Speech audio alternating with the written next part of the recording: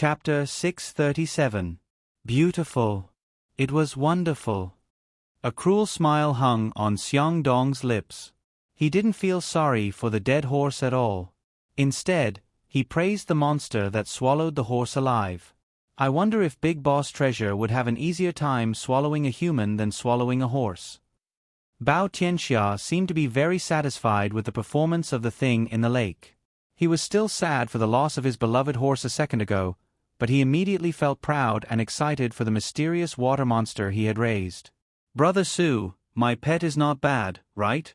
Ha ha ha, even the Middle Eastern oil tycoons who raise lions and tigers as pets don't have a pet as precious as mine." Su Yun wasn't as relaxed as them. He had no idea what Bao Tianxia was raising, but Su Yun had a basic understanding of what Bao Tianxia and the others were thinking. "Big boss, if you want to let my brother go because I want to fight with your monster, then I have no choice but to accompany you. Brother Su, there's no need to be so polite between us. What's mine is yours." Bao Tianxia laughed. "Your brother is also my brother. I also hope that nothing will happen to my brother, but I didn't know that he was so important to you, so I locked him in the middle of the lake and prepared to let him be my big baby's lunch." Su Yun's expression changed instantly. He stared at the center of the natural lake with his eyes wide open. Sure enough, there was a steel cage suspended in mid-air. He could vaguely see a figure inside, but because they were 1,000 meters away, Su Yun couldn't see clearly what was happening to Lin Gu inside the cage. Su Yun now understood why Xiang Dong said that Li Chun was the most vicious woman in the world. The decision that Li Chun made Su Yun make was too despicable. On one hand, it was his little brother Lin Gu, who had been following him since he was young. On the other hand, it was the huge water monster hidden in the lake. "Boss Su, if you want to save your brother, none of us will stop you," Li Chun said.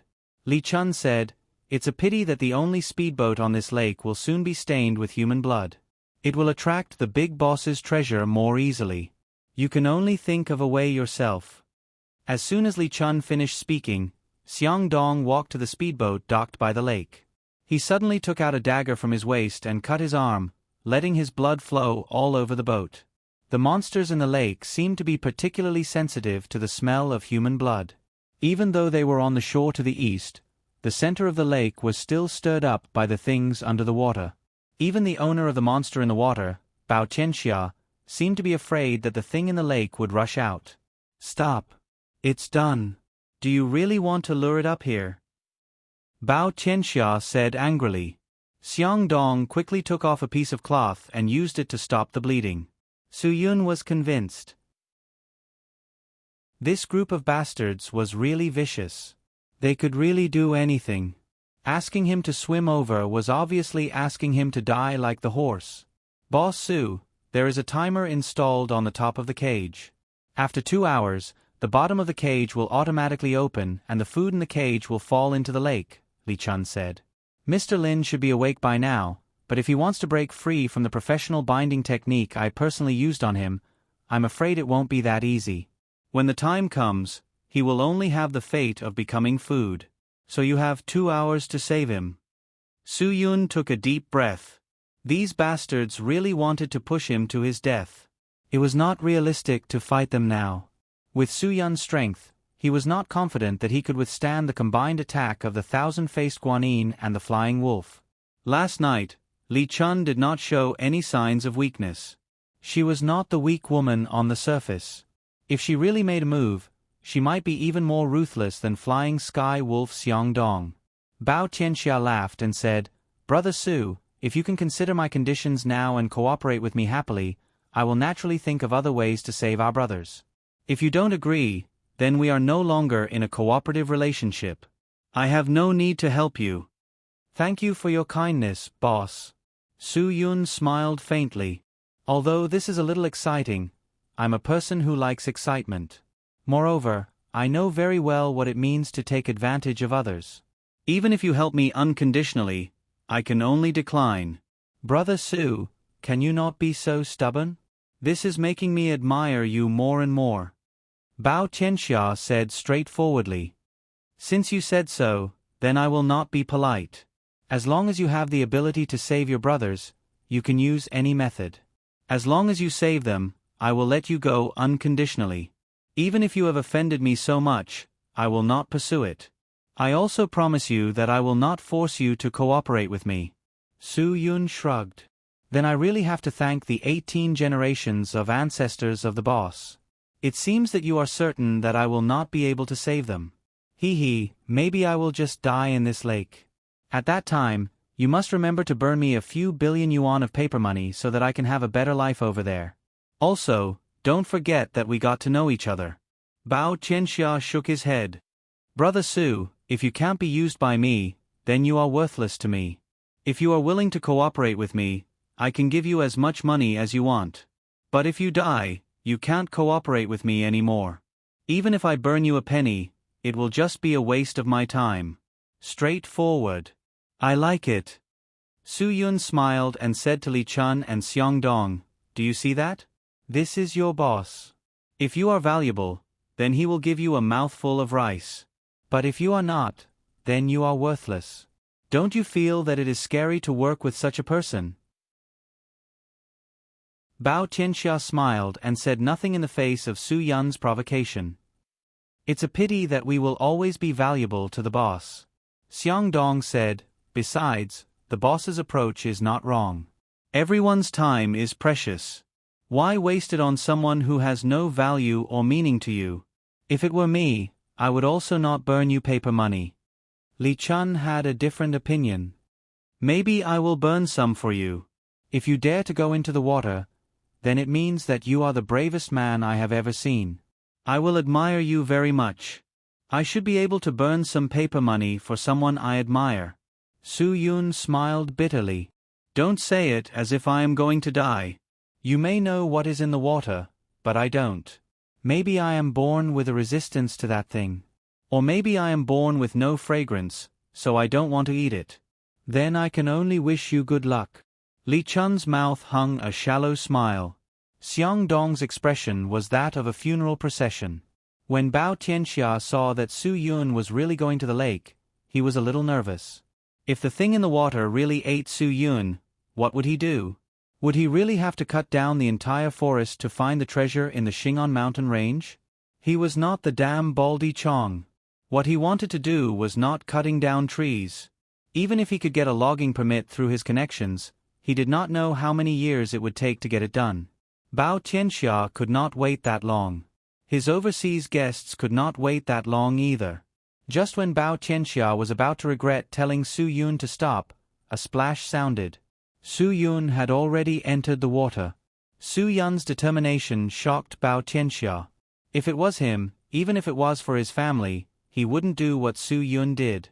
He absolutely wouldn't risk his own body for anyone. This was also the reason why Bao Tianxia hadn't encountered an accident even after so many tombs fell. He valued his own life more than anyone else. As long as he did not die, the death of others had nothing to do with him. Su Yun's entry into the water did not only shock Bao Tianxia, but also Li Chun and Xiong Dong. Xiong Dong even had a hint of respect for Su Yun. In his eyes, a person who would do such a thing for a brother was definitely someone worth befriending. Unfortunately, he was not someone worth befriending, so it was impossible for him to befriend such a person. Although Li Chun felt that it was a pity, she was also vaguely happy. At least there was one less opponent in the world that she would respect. Since Li Chun had the title of Thousand-Faced Guanyin, she would never be afraid of any powerful expert. She was afraid of these kind of experts with brains. She was very clear on how difficult it was to deal with these kind of people. Su Yun was a good example. The moment Su Yun entered the water, he felt a bone-piercing chill. He did not expect the water to be so cold. If it wasn't for his strong physique, he would have already sunk to the bottom of the lake with cramps. The intruder was quickly discovered by the mysterious underwater creature. Su Yun could also clearly feel the undercurrent under the water. His first reaction was to quickly surface. Even though Su Yun's reaction was fast, he still saw the black shadow that followed closely behind him. Su Yun's sharp judgment of danger allowed him to leap out of the water at the first moment. The huge creature's bloody mouth brushed past Su Yun's body as he leaped up. The thing that was more than 10 meters long completely floated out of the water, causing Su Yun, who had leaped into the air, to be stunned. If Su Yun knew that there was such a terrifying creature in the water, he would not dare to believe that he would not have the courage to enter the water. This was a super terrifying and huge crocodile. How could there be such a creature in the world? The largest crocodile in the world was the bay crocodile, which was famous during the Battle of Lonely Island at the end of World War II. It was also the man-eating crocodile, which was at the top of the wetland food chain. It was the largest of the 23 species of crocodile and was also the largest reptile in the world. However, even the largest bay crocodile in the world was only 6 to 7 meters long. That was already quite rare. It was impossible to have one that was more than 10 meters long. Moreover, the bay crocodile was also known as the naked neck crocodile because it was the only crocodile that did not have large scales on its neck and back. However, this crocodile's back obviously had huge scales. Moreover, every detail did not match. The bay crocodile's snout was narrow and long, its front beak was low, and the back of the snout was carved with obvious carvings. There was a bone ridge in front of the eyes that moved towards the end of the snout. There was a single nostril that opened at the end of the snout. There was no septum in the nasal passage, and there were no horizontal rims at the back of the snout. The eyes were big, oval-shaped and protruding, and the ears were behind the eyes, narrow like slits. The moment Su Yun jumped, he tried his best to observe every inch of the monster's body. It was different from the bay crocodile he had guessed. What the hell was this thing? It couldn't be the emperor crocodile that lived in Africa during the early Cretaceous, right?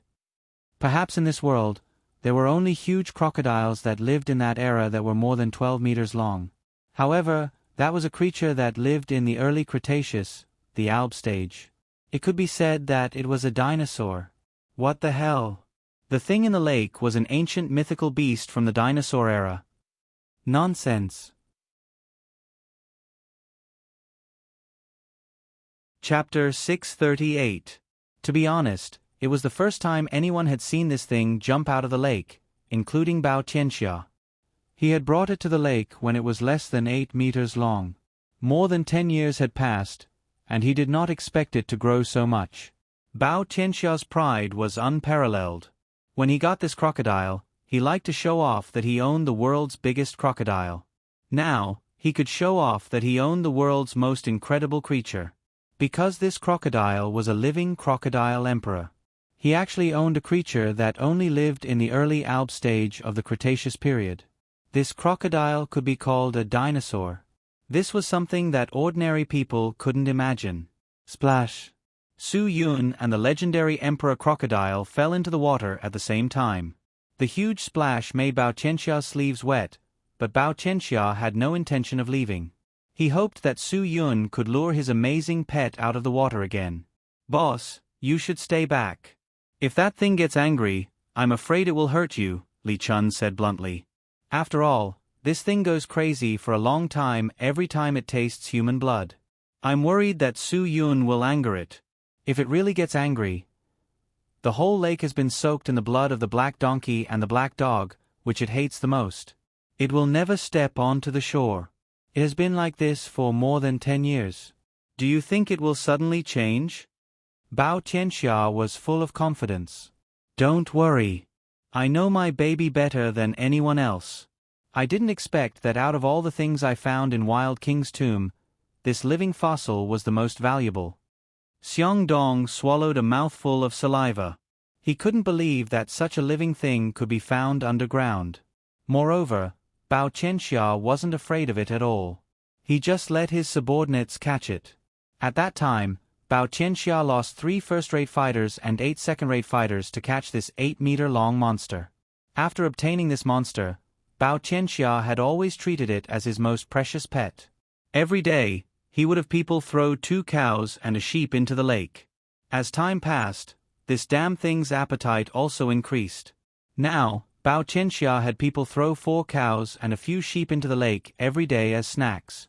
Since last month, Bao Tianxia had been driving a horse every 2 weeks to give his amazing pet a change of taste. However, the one thing that hadn't changed was that this monster couldn't stand the smell of black donkey and black dog blood. Therefore, Bao Qianxia killed more than 10,000 black donkeys and countless black dogs to prevent his pet from running away or accidentally hurting people. He collected a lot of blood and soaked the ground around the lake. He would do this every year because he was afraid that the smell of blood would be too faint to trap the monster. Bang! The emperor crocodile's tail swung out of the water and slapped down heavily. Bao Qianxia and the others saw clearly that Su Yun was actually hugging the monster's tail tightly.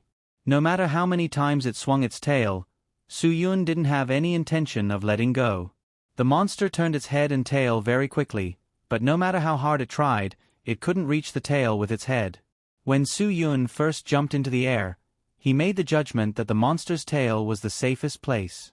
However, what Su Yun didn't expect was that this darn thing's tail was like its reverse scale. Ever since Su Yun hugged its tail, this darn thing was completely enraged.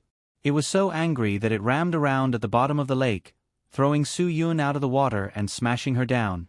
It was hard to get off a tiger. No, it should be hard to get off a crocodile. Su Yun couldn't let go. Once he let go, Su Yun was sure that this monster would tear him into pieces in the water. Su Yun, who had no way to retreat, could only use his fingers to grab the scales on the crocodile's tail and quickly think of a countermeasure. However, this monster was too big and too strong. Su Yun couldn't think of any way to deal with this monster. He wasn't Sun Wukong, and he didn't know the 72 transformations. He could only let this monster hit him again and again. The imperial crocodile swam rapidly at the bottom of the lake. Its tail slammed against the wall of the lake. Every time it slammed against the wall, Su Yun would feel dizzy. Su Yun could only get closer and hold onto its scales. "Boss, I'm afraid that Su Yun is really in trouble this time." Li Chun looked at Su Yun, who was thrown out of the water by the emperor crocodile's tail again and again. He said, "If he dies, don't we have any other way to deal with the Xing Anling snow forest?" Bao Qianxia also knew that Su Yun was doomed. He sneered, "Jumping is his choice. If he really dies, I can only find a way to get the logging permit for the snow forest. At most, I will spend 3 or even 5 years. Sooner or later, the thing underground will still be mine." Boom! The furious emperor crocodile's tail seemed to be hurt by Su Yun. Its whole body rose into the air again, drawing a beautiful arc in the lake. The people watching by the shore would never know how tight Su Yun's grip was. He couldn't wait to tear the scales off the damn crocodile's tail. Su Yun's mind went blank. This might be the monster's weakness. Why didn't he give it a try? Su Yun grabbed the crocodile's tail with his left hand, and his right hand suddenly exerted force and tore off a scale from the monster's tail. In an instant, the lake was dyed red with blood. The huge pain made the monster's body growl horribly. It seemed to have gone crazy, and began to flip and hit the water crazily. It even rose into the air crazily. Su Yun took advantage of the time when the monster rose into the air again, and threw the huge scale in his hand to the shore. Bang! When the huge scale fell in front of Bao Qianxia, he was completely dumbfounded. He had spent tens of millions to raise his precious crocodile every year, but Su Yun had actually removed a scale from it while it was still alive. Damn it! How could he do this? This was an emperor crocodile that could shock the whole world. A priceless living fossil. But in front of a person who wanted to survive, no matter how precious something was, it was worthless. Su Yun did not feel that this damn thing was worth more than his own life. Seeing that this damn thing was in extreme pain because of the removal of its scale, Su Yun did not hesitate to pull off another scale from the crocodile tail.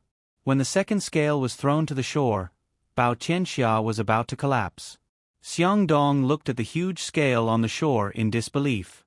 He couldn't help but exclaim, "Did Su Yun really have the ability to kill this horrible monster? This guy was really unbelievable."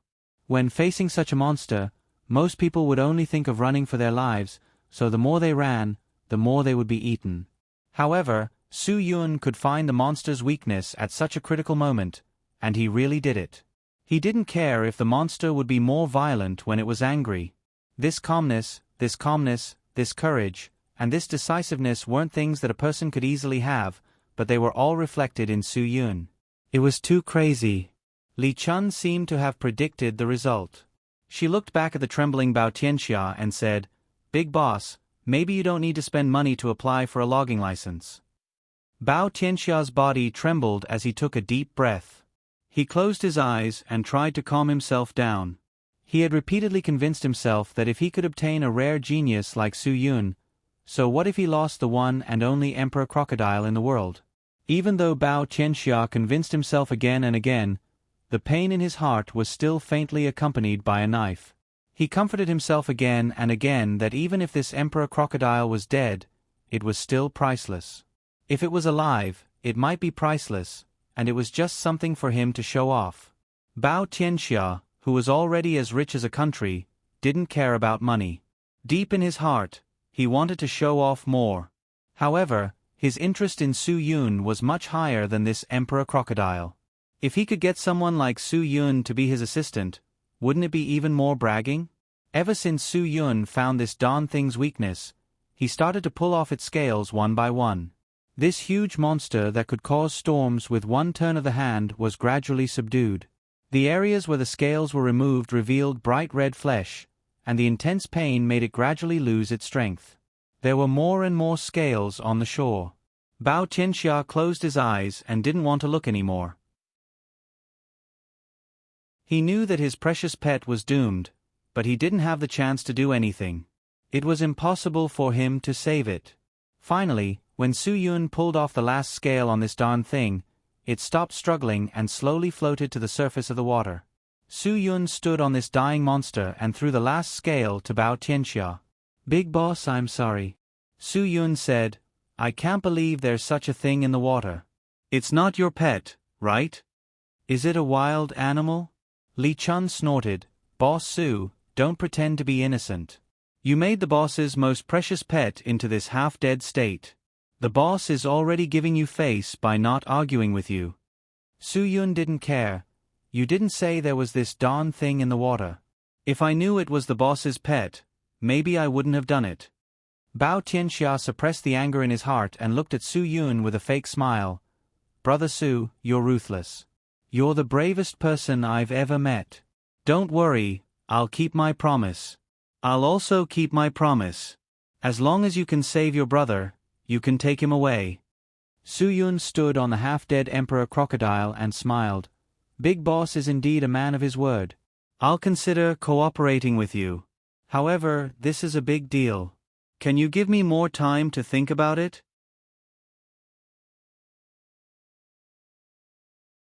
Chapter 639. Lin Gu thought that he was dead for sure. He couldn't believe that Su Yun could kill the monster in the lake. He had been practicing ancient martial arts by the evil god's side for so many years, and Xie Fei's, whom he had always admired, had once killed a tiger shark in the sea. This time, Su Yun had actually killed a giant crocodile that far exceeded people's imagination of a crocodile. It was too crazy. Bao Tianxia suppressed his anger and sent Su Yun and Lin Gu off with a smile.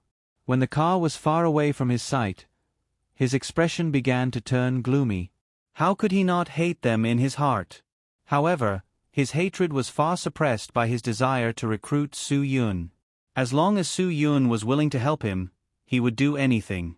"Big boss, are you really going to let them go just like that?" Li Chun asked unwillingly. She couldn't accept Su Yun's outrageous actions. Su Yun was completely out of her imagination. Li Chun was very clear that if she were to face Su Yun, she might not be his opponent in terms of wisdom or martial arts. She would feel very uneasy if such a person were to live alone. Bao Tianxia glanced at Li Chun.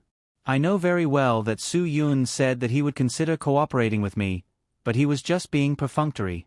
He wanted to stall for time because he couldn't see through me.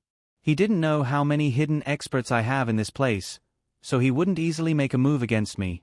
His goal was only to leave safely. He didn't really want to cooperate with me. Since Big Boss can see through it, why did you let him go?" Li Chun didn't understand why they had to waste time on someone who wasn't sincere in helping them. One had to know that time was precious. If Su Yun was just playing with them and wouldn't sincerely help them in the end, wouldn't that be too much of a waste of effort? "I know you want him to die. Bao Qianxia said indifferently. Because he is the first person in so many years that you feel like you can't control him. Even if he really cooperates with me, you will still see him as an enemy. You don't have to deny this, and I won't blame you. But don't you think it's interesting to have such an opponent in your life? Li Chuanjun didn't know how to answer. She didn't find it interesting at all. She only felt threatened. Besides threats, there was still threats. Su Yun was someone who could even kill the monsters in the lake. Who knew if he would suddenly kill her one day? I think it's pretty interesting. Xiong Dong said coldly, Big Boss, I finally understand why you are so interested in Su Yun. He is indeed a rare talent. I will fully support you in taking him down, because I really want to know how it feels to be friends with such a person. Bao Qianxia smiled but didn't say anything. Xiong Dong, do you think you're worthy of being friends with other people? Li Chun said directly. You're only friends with money. Don't tell me you don't even know what kind of person you are. Haha, becoming brothers with Su Yun? Do you think he's that kind of stupid? Xiong Dong didn't think so. Anything in the world can change. Big Boss clearly feels that Su Yun won't cooperate with him, but he's still fighting for it, isn't he? As long as Big Boss wants to do something, he can definitely do it. I just need to learn from Big Boss what's called the spirit of not giving up. Why can't I be brothers with Su Yun? Nonsense. Whimsical. Li Chuanjun's mouth was vicious enough. Are you talking about me or Big Boss? Xiong Dong smiled and set a trap for Li Chuanjun. Bao Tianxia couldn't help but look at Li Chuanjun. This gaze made Li Chuanjun very uncomfortable. After all, Li Chuanjun's words did have a hint of innuendo.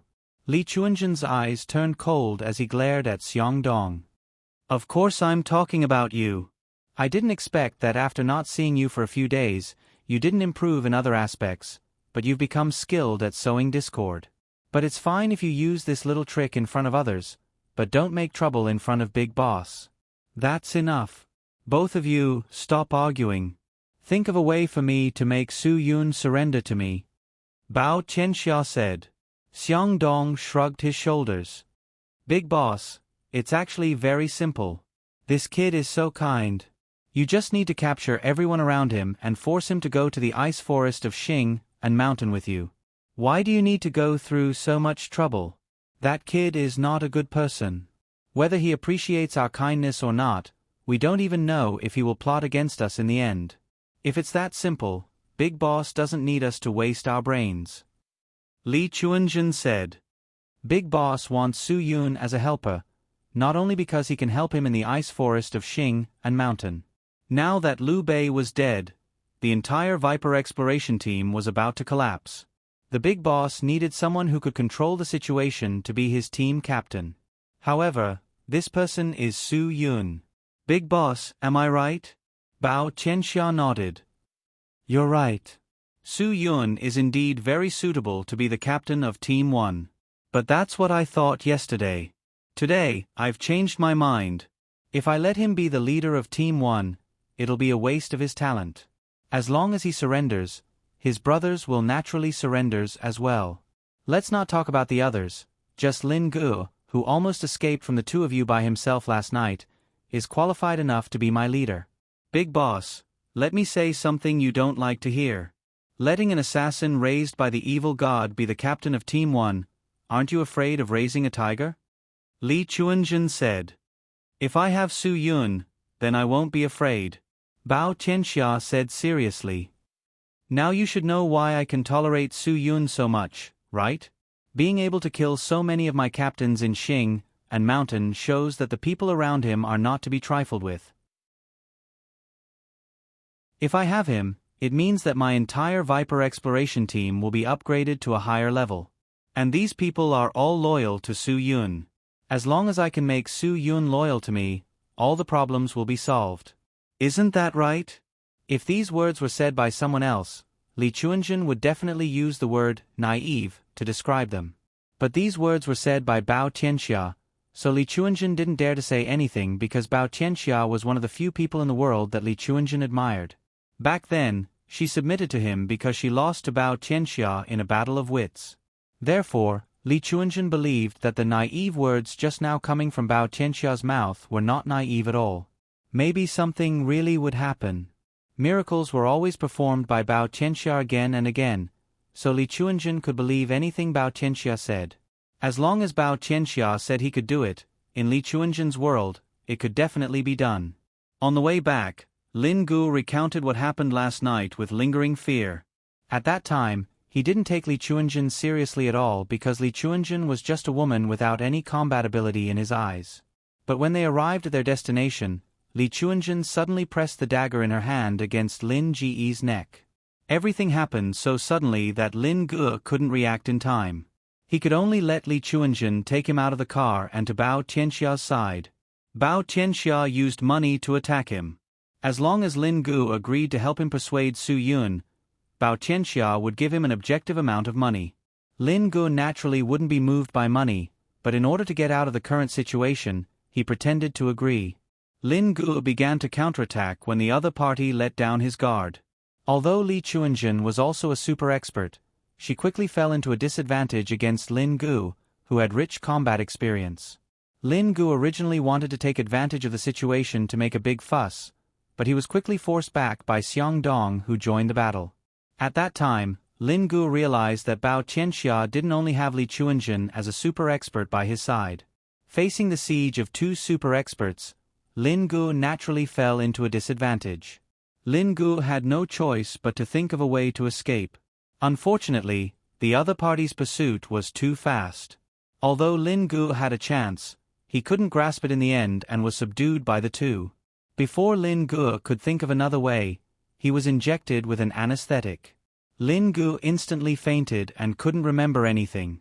When he woke up, he was already tied up in a cage in the middle of the lake.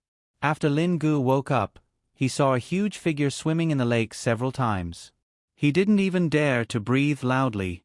After all, he didn't have the ability to resist at all. If he disturbed the monster in the lake, he would be courting death. Su Yun knew what happened after that. Lin Gu saw Su Yun jump into the lake, and the huge black figure quickly swam past him. Fortunately, Su Yun did such a crazy thing and didn't lose his life because of him. Otherwise, Lin Gu really didn't know how to face the rest of his life. He had already thought it through. If Su Yun died in the mouth of the monster, even if he was swallowed alive, he would slit the monster's throat in the instant he was swallowed to take revenge for Su Yun. After Lin Gu told what happened last night, Su Yun drove back to the hotel. It had been 3 days since they came to Qingdao. Now that Zhua Meiyan had left and Tang Jiu was busy solving the last problem before the new year, Su Yun realized that if they were still here, they would definitely disturb Tang Jiu. So, he asked Lin Gu to pack up. After packing up, the two went to the airport and bought tickets for the evening. After driving to the construction site, they had lunch with the others. Guagua, Dad hasn't been able to play with you these days. I know you must want me to play with you. Where do you want to go in the afternoon? Dad will go with you. Su Yun asked while eating. Guagua knew what was going on. Dad, are we going to leave? Yes, I bought the tickets for the evening. Lin Ji's biggest strength was that he didn't know how to lie. He was straightforward and straightforward. Guagua looked at Bu Fifan and smiled. Brother Bu, now you know why I didn't want to go to the underwater world, right? Bu Fifan nodded. I understand. Su Yun was a little touched. It turned out that Guagua had been waiting for him to go to the underwater world with him. Even when Guagua was playing in the ocean park and was so close to the underwater world, she didn't want to go because she knew that no matter how busy Su Yun was, he would always find time to accompany her when no one would disturb him. Then, Guagua naturally left the most important part of the underwater world to the last moment to visit. If Su Yun didn't accompany her to the underwater world on this trip to Qingdao, it would be a great regret for Guagua. The child's thoughts were very simple. So, Su Yun would definitely fulfill Guagua's last wish.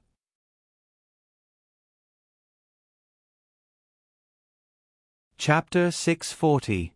The plane landed in Shenzhen at 3 o'clock in the morning. Guagua was fast asleep, and Bu Fifan was also sleepy. Ruan Qingxuang was waiting for them at the airport. Originally, Su Yun had called Chong to pick them up tonight, but Ruan Qingxuang insisted on coming personally. After seeing Su Yun, Chong drove back to the villa to rest, and Ruan Qingxuang took them back to Xinkai Hotel. After returning to the hotel, Ruan Qingxuang helped Guagua settle down and let Bufifan sleep in his room. Only then did she go to Su Yun's room. Su Yun and Lin Ge were discussing something. When they saw Ruan Qingxuang, Lin Ge sensibly got up and left.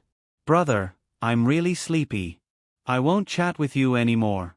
I see that Sister Shuang is quite energetic. You guys chat. Hee hee. Do you want me to open a bottle of champagne for you? If you're sleepy, then get lost."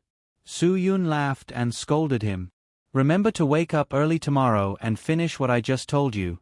If you can't, don't come back to sleep. Just sleep at the train station or under the bridge. I promise to complete the mission." Lin Gu smiled bitterly and left. To be honest, this mission was not easy to complete. For so many years, unless Gu Zueran wanted to see you, he would not let you find him. If he did not want to see you, you would not be able to find him even if you wore out steel shoes. The title of clairvoyant was not for nothing. How could Gu Zueran not know that someone was looking for him? After Lin Gu left, Ruan Qingxuang poured a cup of hot water for Su Yun and handed it to him. "Look at your dry lips. Remember to drink more water in the future. The weather is dry now, and there is a lot of haze. If you don't drink more water, it will be easy to get heaty. You're already an adult. You don't need me to remind you like I told Guagua, right?" Yes, I will follow your instructions."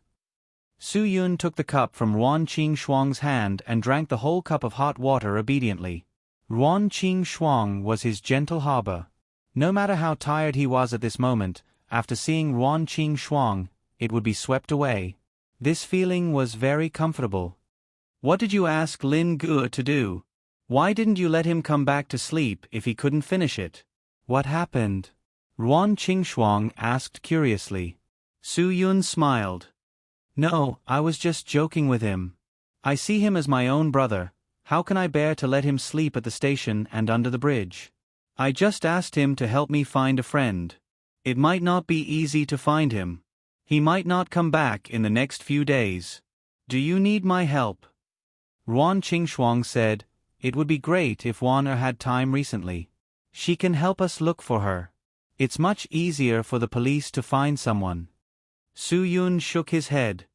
If the police were to look for him, it would be even harder to find him. "The only person who can find him now is Lin Ge. My friend has a very strange personality. If he doesn't want you to find him, you will never be able to find him. He, is he an immortal? How can he know that others are looking for him?" Ruan Qingxuang said with a smile. "If you say immortal, he may not dare to call himself an immortal, but at least he's a half-immortal." Su Yun shrugged. "I'm not joking." Ruan Qingxuang opened her mouth in surprise. Now, she wouldn't be surprised if Su Yun had friends like this. "How was it? Did you have fun at Qingdao this time? I saw Guagua smiling when she was sleeping. It seemed that she was very happy." "She was very happy. I was also very relaxed. It's rare to be so relaxed." "Oh right, where's Cho Yun?" Su Yun suddenly thought. If she knows that Guagua is back, Cho Yun should be. She's not in Shenzhen now. Ruan Qingxuang smiled. Su Yun became nervous. Last time, she sneaked to Suong by herself and almost got into big trouble. This time, Su Yun was naturally worried. Where did she go? Don't worry. She went back to Hudong. Ruan Qingxuang said, Wana really doesn't have time recently. It's almost New Year. She was worried that Uncle Qin would offend people because of his principle of never accepting gifts. Now that Chong and the others are in Shenzhen, she wanted me to go back and take a look for her. I originally planned to go, but the hotel has changed a lot recently. I can't leave, so Cho Yun took the initiative to go back and see Uncle Qin in my place. If there's any trouble, she can help Uncle Qin deal with it so that Wan can work at ease. Su Yun was relieved. At least he knew that Cho Yun was not looking for trouble. He just didn't expect Cho Yun to participate in these romantic matters. Su Yun had to admit that when Cho Yun integrated into their big family, she did start to change. She became much cuter. Okay, if there's nothing else, I'll go back and sleep first. Ruan Qingxuang said, you rest well too. Su Yun paused. He didn't say good night directly. Instead, he said with anticipation, but I can't sleep. Ruan Qingxuang was silent for about half a minute. She smiled and said, then I'll stay with you. For some reason, the two suddenly didn't seem to know what to say. They sat on the edge of the bed and looked at each other with a silly smile. In the end, someone suggested that they were tired of sitting and wanted to lie down. The two fell asleep in each other's arms.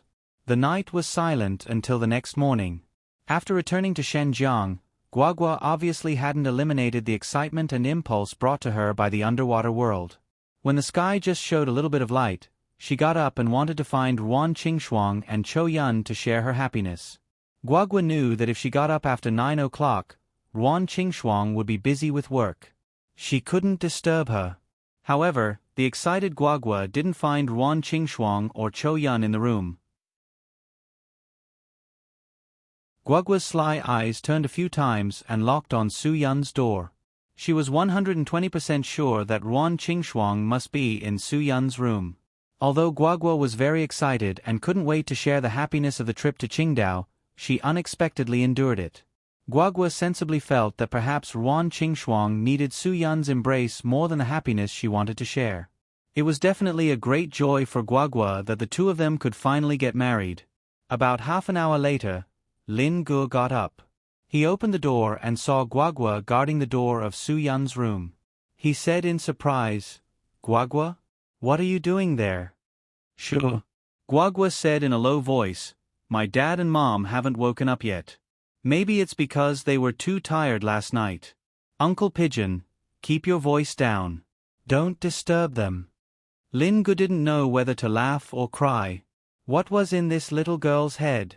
Could it be that he couldn't say such shocking words that he wouldn't stop until he was shocked to death? Phew, it was too late. Heavens, this little evildoer knows too much, right? Lin Gu definitely changed his view of all 6- and 7-year-old children because of Guagua.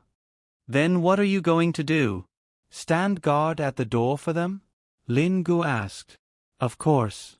Uncle Chang and the rest must know that my dad is back. They might be on their way here. I can't let them wake them up so early. Guagua said seriously, they need to be alone. Sigh, you single people don't know what it means to be alone. Lin Gu was speechless. Fine, I don't know but you do. Guagua really predicted things. Chong and the rest came to Xingkai Hotel early in the morning to greet Su Yun. After all, it was only the second day they arrived in Shenzhen and Su Yun left. Guagua, this little door god, made them realize that there was something going on inside. They all waited obediently. Lin Gu shrugged his shoulders. Then you guys go ahead. I still have something to do. If I don't do it well, my brother won't let me come back to sleep. Guagua, when your dad wakes up, remember to tell him that I have already gone to find the person he asked me to find. Tell him not to worry. Guagua nodded and whispered, Uncle Pigeon, I wish you a safe journey and a successful completion of the mission. An hour after Lin Gu left the hotel, Guagua had been waiting at Su Yun's door. Chong and the rest didn't dare to disobey this little girl's wishes. They all stood in the corridor and waited. 5 minutes later, Bu Fifan also woke up. His room was next to Su Yun's. He was shocked when he stepped out of the door. So many people were standing there. What was going on? Sure. Bu Fifan immediately understood Guagua's words.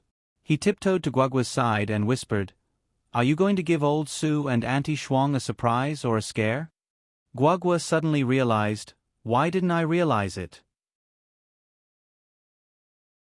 Thinking of how awkward it would be if so many people saw Su Yun and Ruan Qingxuang coming out, Guagua hurriedly asked Chang and the rest to leave quickly. But it was already too late. Ruan Qingxuang opened the door and prepared to leave quietly. But when she opened the door, she was stunned by the scene in the corridor. Everyone was standing at Su Yun's door, and it seemed like they were waiting for her to come out. Ruan Qingxuang's face was instantly covered with a crimson red, all the way to her ears. She wanted to explain something, but she didn't know how to start. Guagua was the first to turn her head and pretended that nothing had happened. It's nothing, I didn't see anything. With Guagua as an example, the others followed Guagua's example. They all turned their heads and whistled at the ceiling. I didn't see anything, but sand got into my eyes today. Ouch, who can blow for me? Even so, Ruan Qingxuang quickly closed the door and retreated. Although she and Su Yun didn't do anything last night, she still felt hot all over, as if someone had discovered her secret. Su Yun woke up when he heard the door close. He looked confused and asked, "What's wrong?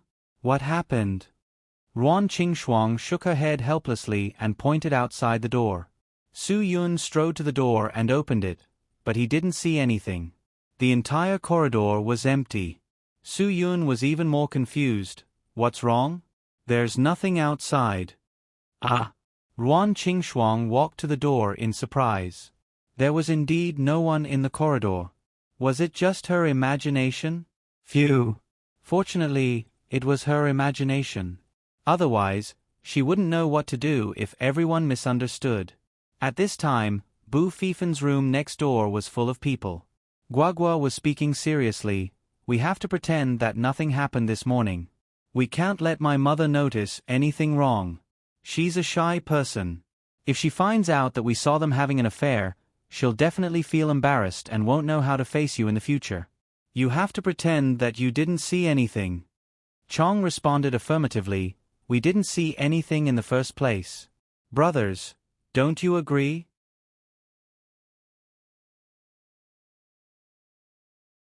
Chapter 641. After Su Yun returned to Shenzhen, he could clearly feel the huge changes in the hotel. It was as if the hotel had turned over a new leaf. The foul social atmosphere was almost completely gone. No middle-level leaders dared to abuse their power for personal gain. Everything was done by the book. No one dared to mess around. However, there were also side effects. The profits of Xinkai Hotel had obviously declined over the past few days. However, these were all things that Su Yun had expected, so he didn't think much of it. However, Chong and the others were a little embarrassed. It was as if they had done more harm than good after coming here. However, after Su Yun explained everything clearly, they felt relieved. Facing the current situation, the hotel must have a solution. This worried Ruan Qingxuang. Su Yun had handed Xinkai Hotel over to her to manage. She couldn't let the hotel become a low-profit business after a series of reforms, right? That would be letting down Su Yun's expectations. Su Yun could naturally see the worry on Ruan Qingxuang's face. This problem was too easy to solve. Su Yun asked Ruan Qingxuang to inform all the middle-level leaders to have a meeting in the conference room. Then, he whispered to Bu Fifen. Bu Fifen nodded seriously and made an okay gesture. Since all the middle-level leaders were now being monitored by Su Yun's people, they all came to the conference room as soon as they received the notice. No one wanted to offend the boss at this juncture. Anyway, they didn't want to carry out the reforms. The decline in the hotel's economic benefits had nothing to do with them. Obviously, Su Yun didn't think so. He just felt that the decline in the hotel's economic benefits was due to the inaction of these middle-level leaders. In the past, they only knew how to rely on unscrupulous means to increase the hotel's economic benefits. But now, without those unscrupulous means, they didn't know how to operate the hotel. Su Yun obviously wouldn't accept this reason. The hotel's economic benefits depended on the efforts of these people. If they couldn't even do this, and couldn't even change the hotel's economic benefits, then why did he spend so much money on them every year? Was it to be a freeloader? It was because of this that the current scene had occurred. Once all the middle-level leaders were seated, Bu Fifen kicked open the door of the meeting room and started scolding them. Get the F***ck out of here if you don't want to work anymore. Get lost. Go play somewhere else. Do you really think this hotel is your retirement home? Huh? Do you think that the hotel's performance has nothing to do with you? Even if the hotel closes down next year, you can still get the salary you deserve. Bu Fei Fan's shout scared everyone present. They didn't expect Bu Fei Fan to have such a temper despite his young age. Bu Feifan didn't hold back and continued to curse. "I'll King say it once. If you want to stay in Xing Kai Hotel, show me some sincerity. If you just want to eat and wait for death, then King scram. If the hotel is the same without you, then you have no value at all. Do you know what value is? If you can create a profit of 1 million for the hotel, then I will give you a salary of 300,000 to 500,000. If you can't even create a profit of 100 yuan, then why should I give you a salary?" Everyone lowered their heads and endured Bu Feifan's scolding. After all, this hotel was left to him by Yi Fala. No one dared to say no to him. "Big brother Bu, you're giving them too much face." Guagua had a sharp tongue. "If it were me, I wouldn't bother to talk nonsense with them.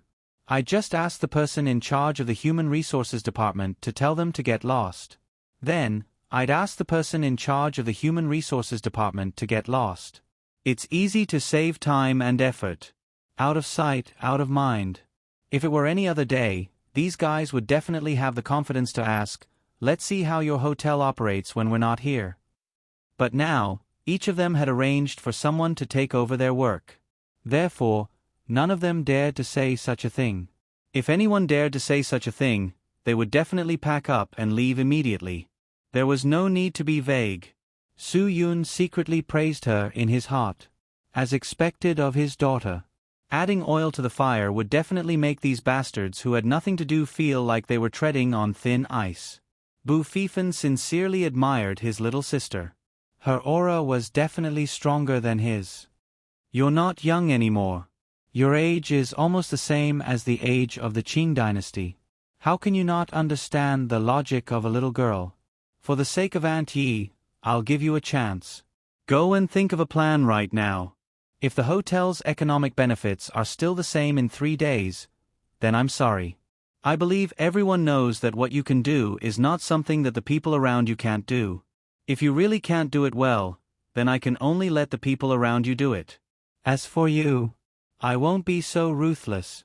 After this month's salary is settled, take it to the new year. After the new year, don't come back. Even if you come back, there won't be a place for you to stay. Feifan, aren't you going a little overboard? 3 days. Call me Director Bu." Bu Feifan stopped them with one sentence. 3 days is already a long time. If you're still not satisfied, then you can only pay the bill and leave today. I don't have that much patience. It's almost the new year. I hope that Xing Kai Hotel's New Year's Eve dinner will be the most anticipated dish in Shenzhen. I just didn't remind you about it. Do you have any other marketing strategies? Use your brains. I'm a man of my word. After 3 days, if the hotel's profit is still the same, take the money and leave immediately. Leave no one alive. Seeing that some people still dared to whisper, Bu Feifan glared at them and said angrily, "Don't King talk nonsense. If you don't believe me, then get out now. Do you really think I don't have anyone else to use?" After the last sentence, everyone fell silent. No one dared to doubt Bu Feifan's determination. It seemed that although this kid was young, he was very mature. He knew that he had to be decisive and decisive. They only had one chance. Only those who seized the chance would survive. Everyone, leave. Anyway, you can't think of any good ideas here. After Bu Feifan gave the order, everyone stood up and left under the lead of their artists. It was the end of the year. Not only did they not have a year-end bonus, but they also had to deal with the troublesome matter of being fired. No one could accept it in such a short time. After everyone left, Su Yun patted Bu Feifan's shoulder. "Not bad. Good. As a boss in the future, you have to have such an imposing manner. You have to get rid of those who don't listen to you in one go. As a boss, you can't just know that you have to solve problems. Since you've spent money to hire so many people, you have to make them do things, not solve problems for them. If they can't solve the problem, then of course they have to leave. The boss has to scold them, give them a warning, and sound the alarm. If I'm not wrong, Yi Fala must have scolded them a lot to make them so obedient. Bu Fifan smiled. For the first time, he felt that being a boss was quite satisfying. Even if he threw a tantrum, none of his subordinates dared to say a word. This effect was too awesome. Little brother Bu has the potential to be a boss. Guagua also praised Bu Fifan. However, Bu Fifan didn't want to be a boss. Even if he had the potential, he still hoped that he could go to the hunter school that Su Yun mentioned and learn real strength. That was the life he wanted. He didn't want to squat in the office with a big belly and drive a Mercedes-Benz or a BMW every day when he went out. He liked to be ruthlessly trained. If a man didn't go through a lot of training, could he still be called a man? If he was a real man, he wouldn't be afraid of being trained. Only when he was trained could he be called a real man. Bu Fifan thought as he glanced at Su Yun. He was sure that Su Yun was also trained like this since he was young. That was why he had such a special charm today.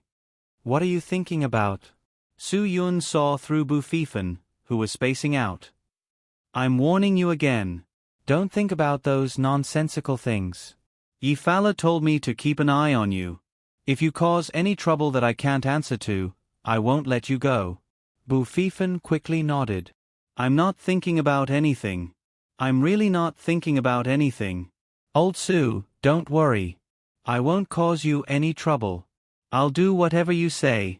Didn't I perform well today? But the more you say that, the more uneasy I feel. I've always felt that you've been a little strange recently. Tell me the truth. Have you been thinking about anything messy in your head?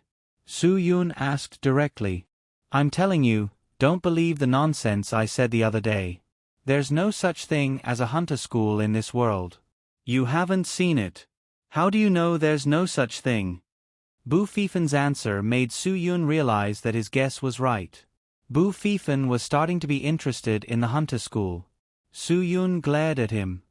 It's because I haven't seen it that I dare to say that there's no such thing. Don't think about it anymore. I'm not joking with you. You better understand it in your heart. I understand. Bu Fifan nodded. Although he looked sincere, Su Yun felt that he was just brushing him off. Ruan Qingxuang didn't understand the world of men. She just felt that Bu Fifan's words were a little too much. After all, many of them were veterans of Xingkai Hotel. How could he just point at them and tell them to get lost? Even if they weren't good people and didn't contribute anything, they still worked hard. Before she could say anything, Chong pushed the door open and came in. Brother Yun, Sister Shuang, Officer Qin is here. Qin Wan hadn't been seen for a few days. Her sudden appearance at the hotel surprised Ruan Qingxuang. Where is she? She's downstairs. Dan Jiahao just called to tell me. Officer Qin said she was passing by and was about to leave. She wants you to go down, Chong said. Sister Shuang, Officer Qin seems to have something to say to you. Ruan Qingxuang immediately put down the things in her hands and hurried downstairs. Su Yun and Guagua followed closely behind. Bu Fifan didn't have anything to do, so he followed them unhurriedly. He wanted to meet Qin Wan whom they had talked about many times. Although he had never met her, Bu Fifan believed that their relationship must be special.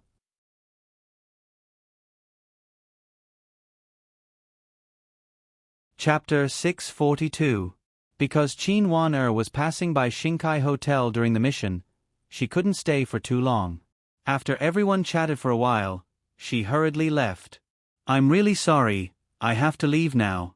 In fact, I really want to have a relaxing weekend, but I really have no choice.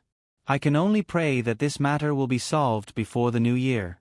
Otherwise, I'm afraid I won't be able to have a good new year. Su Yun shrugged his shoulders and asked without hiding anything, Then don't you plan to tell me about the trouble you've encountered? Maybe I'll be free these days, and I can help you. First of all, I'm not interested in cooperating with the police or catching thieves. I just don't want you to be unable to enjoy the new year because of work. Obviously, this will make all of us very uncomfortable. I'm already very comfortable that you can say that. Qin Wan said, After coming to Xinjiang, I slowly found that I've become more and more dependent on you. I'm afraid that once I get used to relying on you, I won't be able to do anything independently.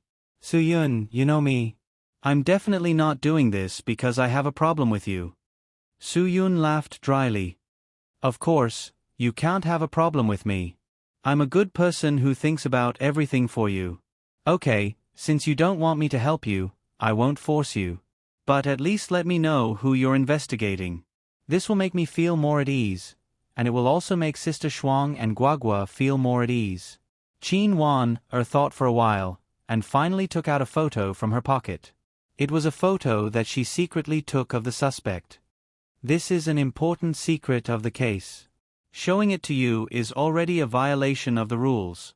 After you see it, you must wait for me to solve the matter with peace of mind. Then, everyone can have a happy new year together. Su-yun looked at the photo. It was a man in a blue leather jacket. His hair was short, and there was a scar on his chin. He was standing in front of a tea house, holding a phone in his right hand. She didn't know who he was talking to, but there was a cigarette in his left hand. Because the photo was secretly taken with a wide-angle lens, many passers-by were also photographed. At first, Su-yun was expressionless, but he suddenly frowned. Because he lowered his head, only Guagua and Bu Fifan saw the sudden change in his expression. They didn't know if Su-yun knew the person in the photo, so Guagua and Bu Fifan didn't say anything. They silently waited for Qin Wan to put away the photo and drive away. Then, they both looked at Su-yun. Do you know the person in the photo? Bu Fifan didn't hide anything. He asked without hesitation, why did your face change when you saw the photo? Su-yun did not expect Bu Fifan to suddenly say, really? The person in the photo was from Taiwan. I've never been to Taiwan, so how could I know him? Did you see wrongly? My expression has always been like this. Dad, you're lying. I also saw your face change. Guagua said seriously, Brother Bu didn't see wrongly.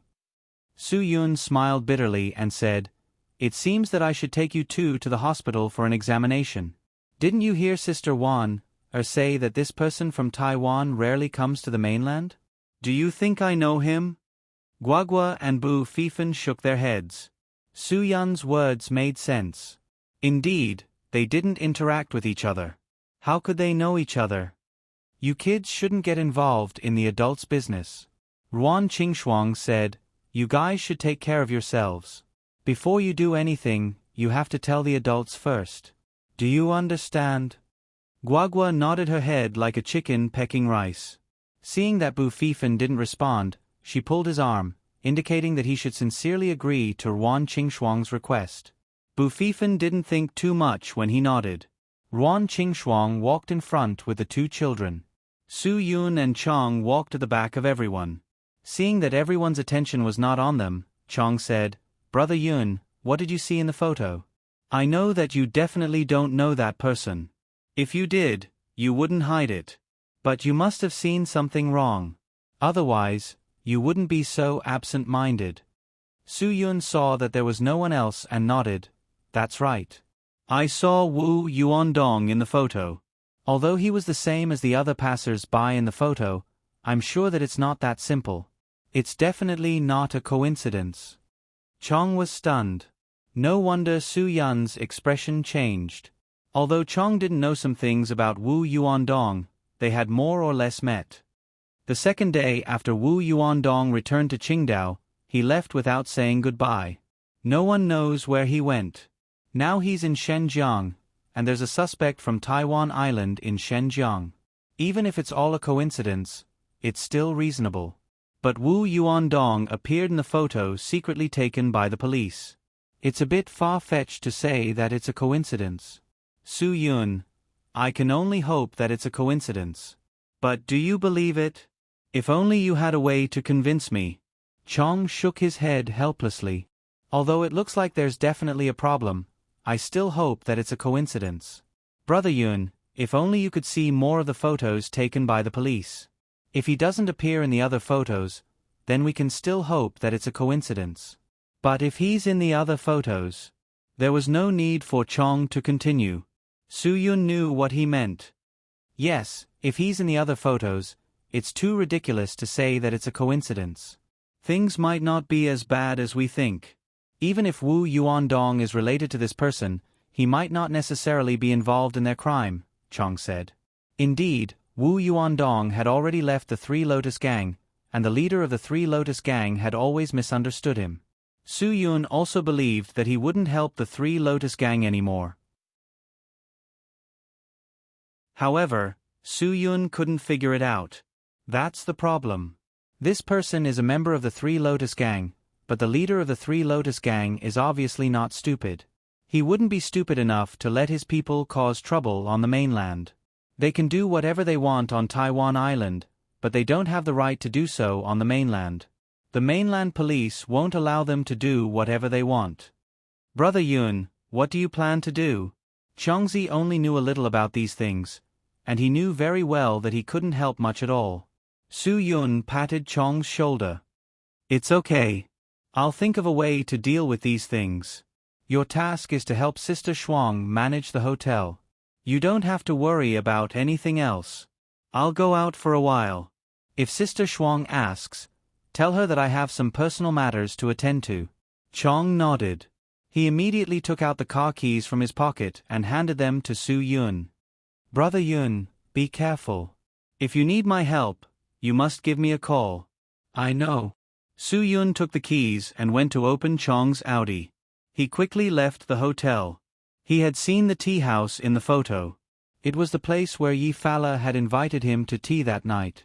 It wasn't far from the Shinkai Hotel. If he wanted to know what Woo Yuan-dong was doing, Soo-yoon had to find him first. This tea house was Soo-yoon's only clue. Although he didn't know what to do next, it was the only thing he could do now.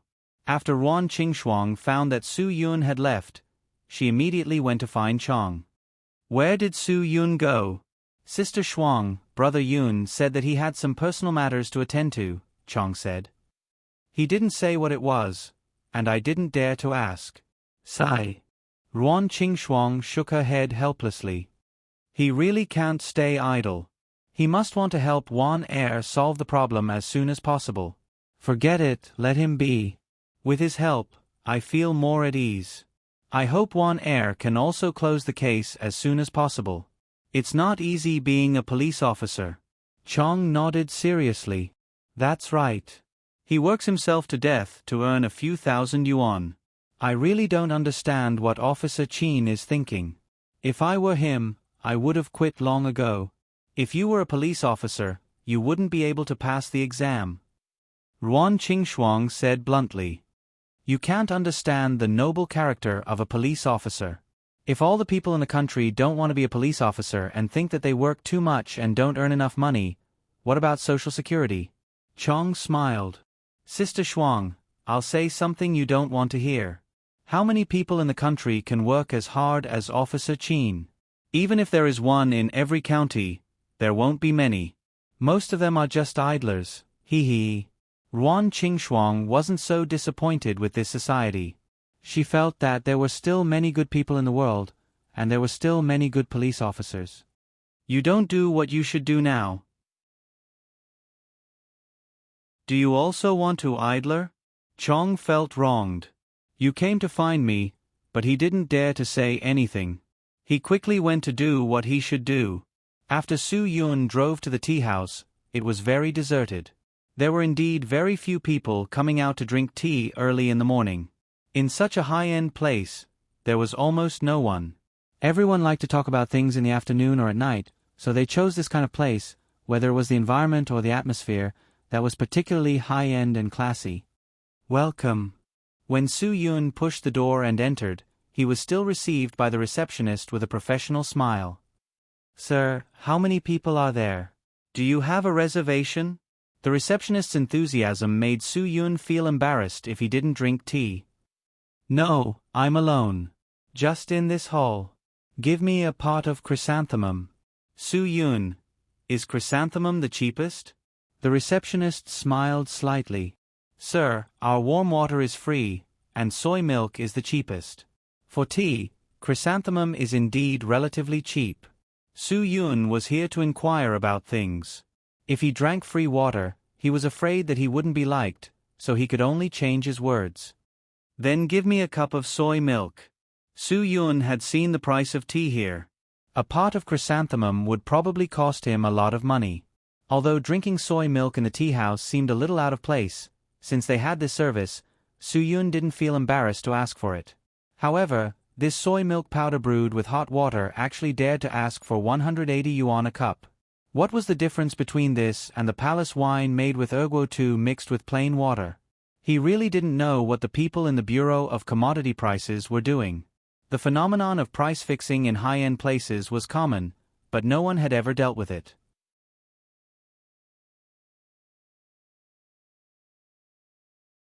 Chapter 643. After the waiter served the soy milk, Su Yun went straight to the point.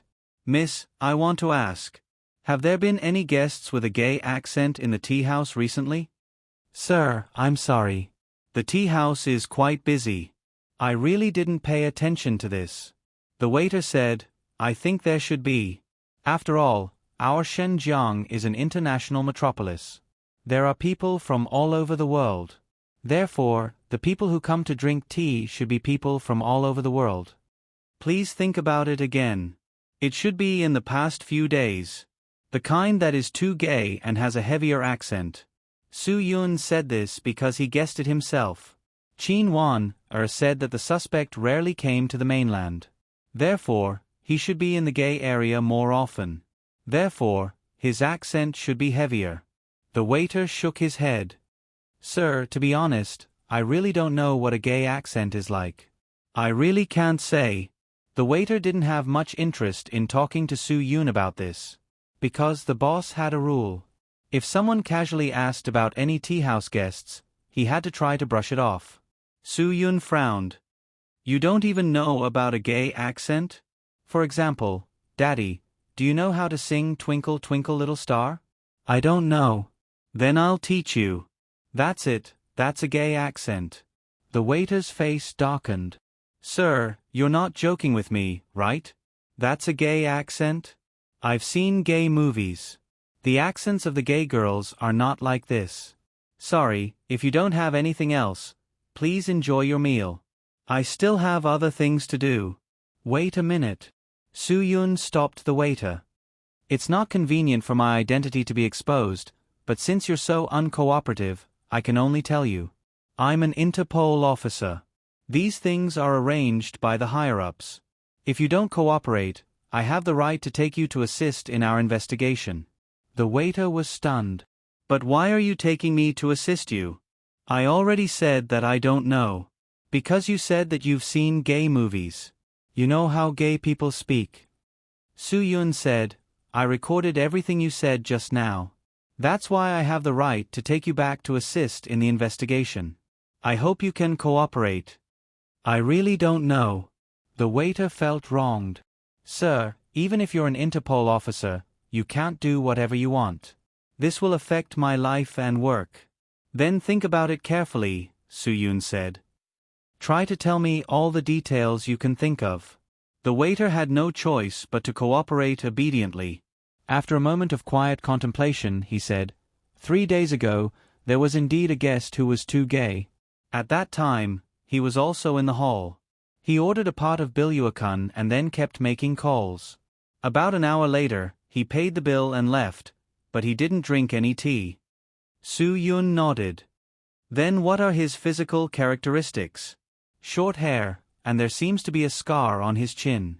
I didn't take a closer look. And then he was wearing a blue jacket. The waiter racked his brain for a long time, but that was all he could think of. Really, that's all I remember. Su Yun pondered for a moment before asking, was he alone? Did anyone else meet him or say anything to him? No, I remember very clearly. He was alone, the waiter said with certainty. Thank you. If I need anything, I'll come back to you, Su Yun said. The waiter smiled bitterly.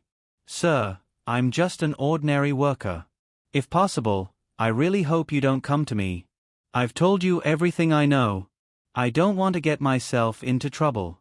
You're an Interpol officer, so you must be handling big cases. I'm really scared. Don't worry, no one will affect your life. As Su Yun spoke, he wrote down his phone number and handed it to the waiter. This is my number. If this person comes again, I hope you can inform me immediately. After the case is over, I'll help you apply for a 100,000 reward. 100,000 yuan. The waiter was stunned. Her monthly salary was 2,000 yuan, which could be said to be quite low in Shenzhen. With 12 months of salary and a bonus of 1,000 yuan at the end of the year, it would take her 4 years to earn 100,000 yuan. And now, the reward for a clue was 100,000 yuan? In an instant, the waiter's attitude was no longer as reluctant as before. Her eyes shone brightly. Really? Really? After Su Yun finished speaking, he took out his wallet from his pocket, took out 2,000 yuan, and handed it to her. I can pay you today's clue fee first. To be clear, this is my personal fee. If it's from the government, it will definitely be much higher. If it wasn't for the fact that her family didn't have much money and she didn't have the ability to do other high-paying jobs, the young waiter certainly wouldn't have come here to pour tea for such a low salary. Su Yun took out a month's worth of her salary, so she was naturally overjoyed. Remember, if there's any situation, you must contact me immediately. 100,000 yuan. Su Yun smiled slightly, drank up the cup of soy milk, and got up to leave the tea house. He grasped the weakness of the waiter in the tea house. He knew that she was a person who needed money, so he came up with his plan to spend money to buy his own spy.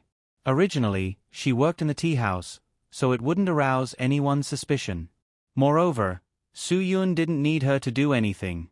He just wanted her to inform him when she saw that person. After leaving the tea house, Su Yun immediately dialed Qin Wan-er's phone. Where are you? I think I can help you. Bring the photos taken by the police. You tell me the place, and I'll go to find you. Su Yun, are you okay? Qin Wan-er's voice sounded very surprised. You didn't want to get involved in the police's affairs at all before. If I wanted you to do something, I would beg you.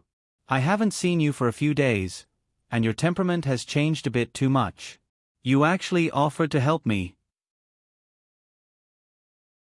You can take it that my temperament has changed now. Su Yun said, Of course, I have my own purpose, but if you don't want to show me the photos now, I won't tell you. Qin Wan-er thought about it, and finally decided to agree to Su Yun's request. In half an hour, I'll wait for you at the entrance of Xinhua Bookstore at 138 Bund Avenue. I'm in a hurry now, so don't be late. Okay, I'll be there in 20 minutes. Su Yun hung up the phone and drove directly to the Xinhua Bookstore on the Bund Avenue. Half an hour later, the two met as promised. Su Yun didn't get out of the car. When Qin Wan-er arrived, she recognized Chong's car at a glance. She directly opened the door and got in the car. After getting in, she didn't waste any time. She took out the photos and handed them to Su Yun. These are the things you want. Su Yun took the photos and looked at each one carefully. Qin Wan-er patiently waited for Su Yun to look through the photos one by one. Finally, when Su Yun finished looking at the last photo, he said, Don't tell me you didn't see anything wrong with the photo? In the face of Su Yun's question, Qin Wan-er didn't say anything at first. Then she smiled and said to him, If we saw something wrong, I think you can see it too. Su Yun, I know your purpose is not to cooperate with the police, so I don't need to say more. Yes, my purpose is the other person in these photos. Su Yun said, He is my friend, so I want to know what he is doing. In all the photos that Qin Wan took, Wu Yuandong was always among the passers-by. Even if Wu Yuandong changed into different styles of clothes, he could still be recognized as the same person. The police were not stupid. Qin Wan-er was no longer a hothead. She had learned how to analyze problems. Of course, she would pay attention to any suspicious details. Do you know who your friend used to be? Qin Wan-er asked.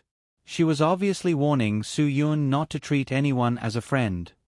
The leader of the Taiwan Three Lotus Society's Qingshui Hall.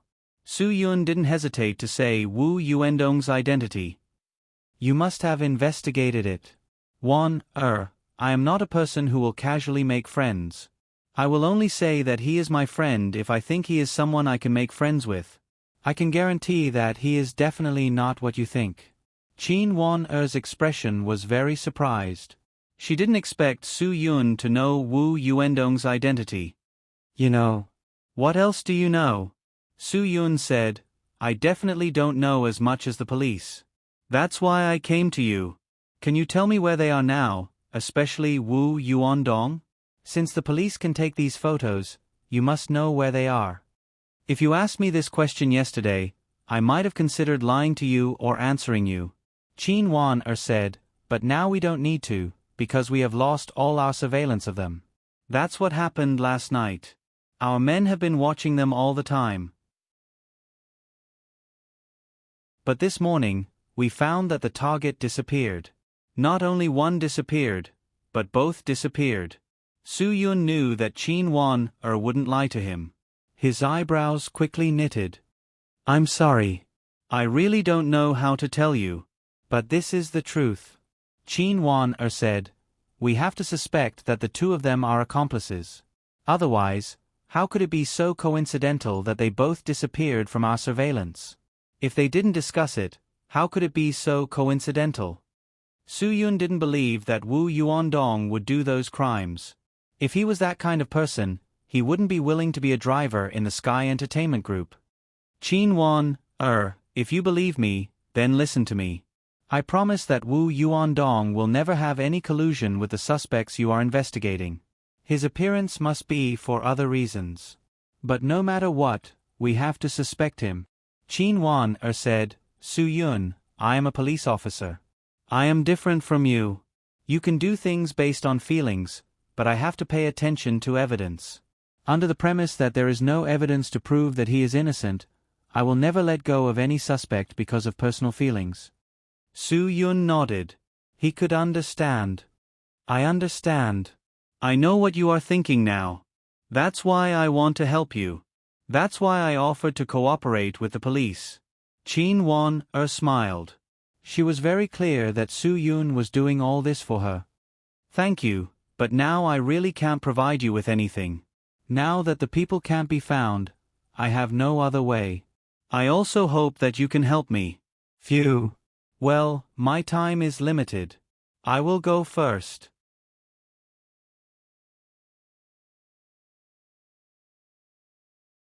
Chapter 644.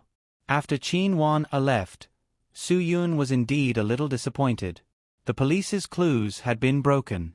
How could he find one or two people in a metropolis with tens of millions of people? It was not an exaggeration to say that he was looking for a needle in a haystack. However, it was harder than finding a needle.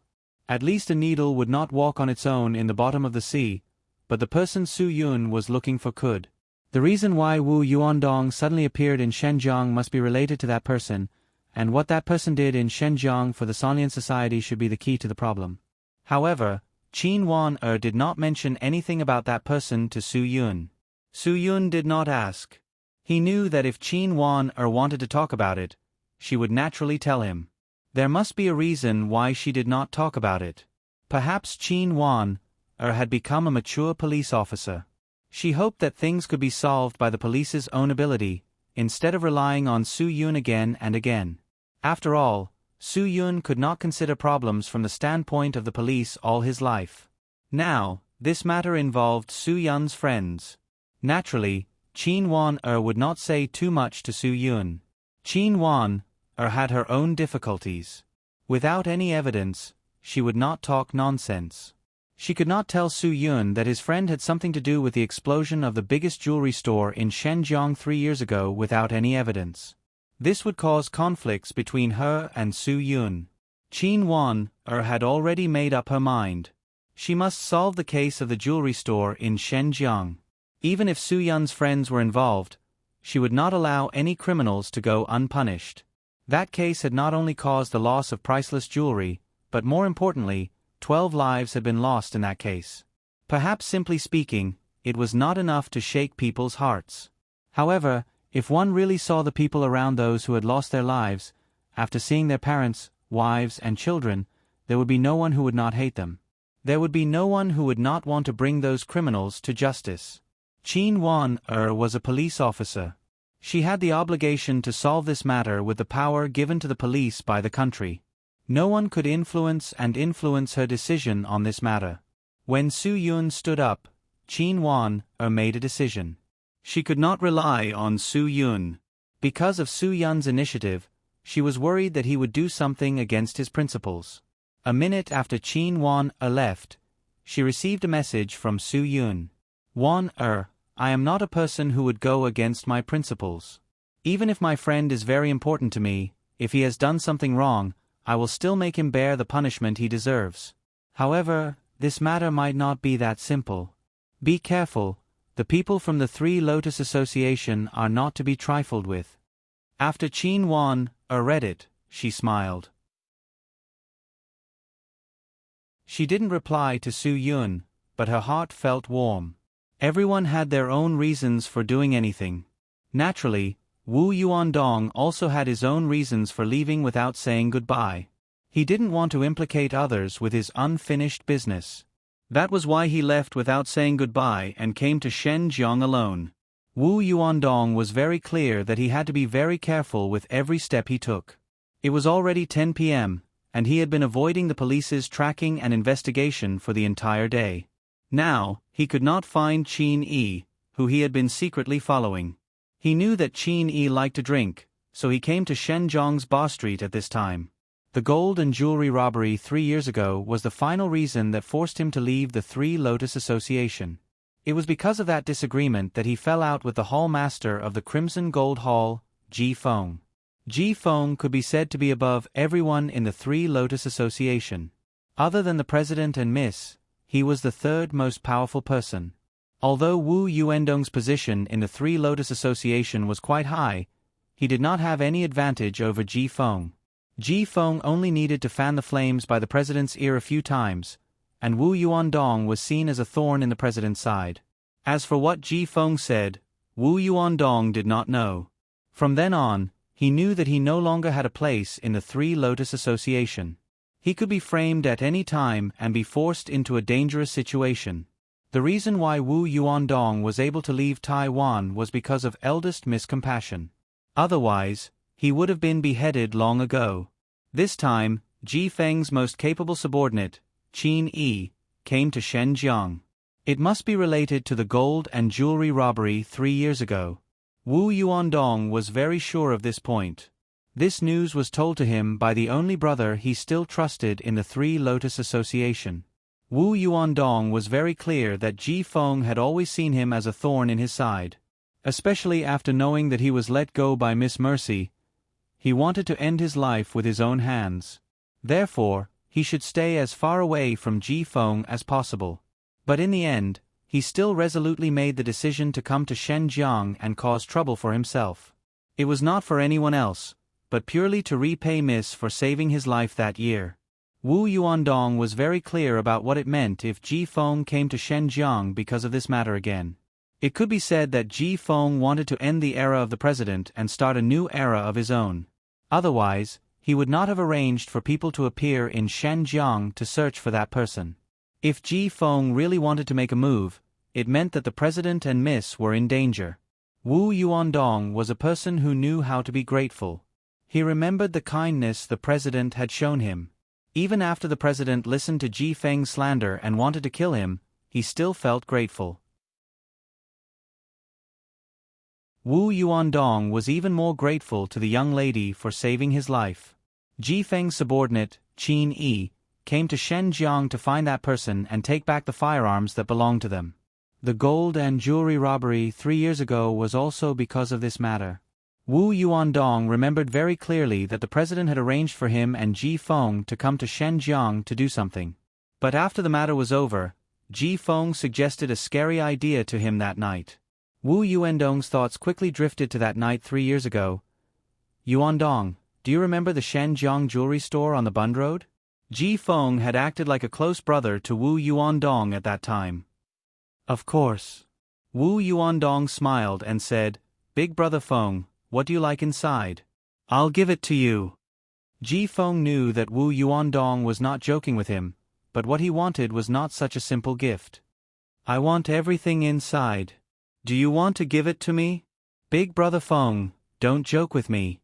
How can the salary that the president gave me be enough to buy the entire jewelry store? Ha ha, you said it yourself. This is the biggest jewelry store in Shenzhen. Wu Yuandong was still smiling casually. If you really want it, then I'll just have to snatch it for you. Ji Feng smiled slightly. It's good to hear that. We'll make a move tomorrow. Wu Yuandong was suddenly stunned. Big brother Feng, what do you mean? Make a move? Do you really want to? That's right. I really want that jewelry store.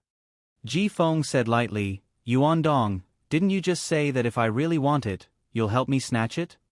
Big brother Feng, don't joke with me.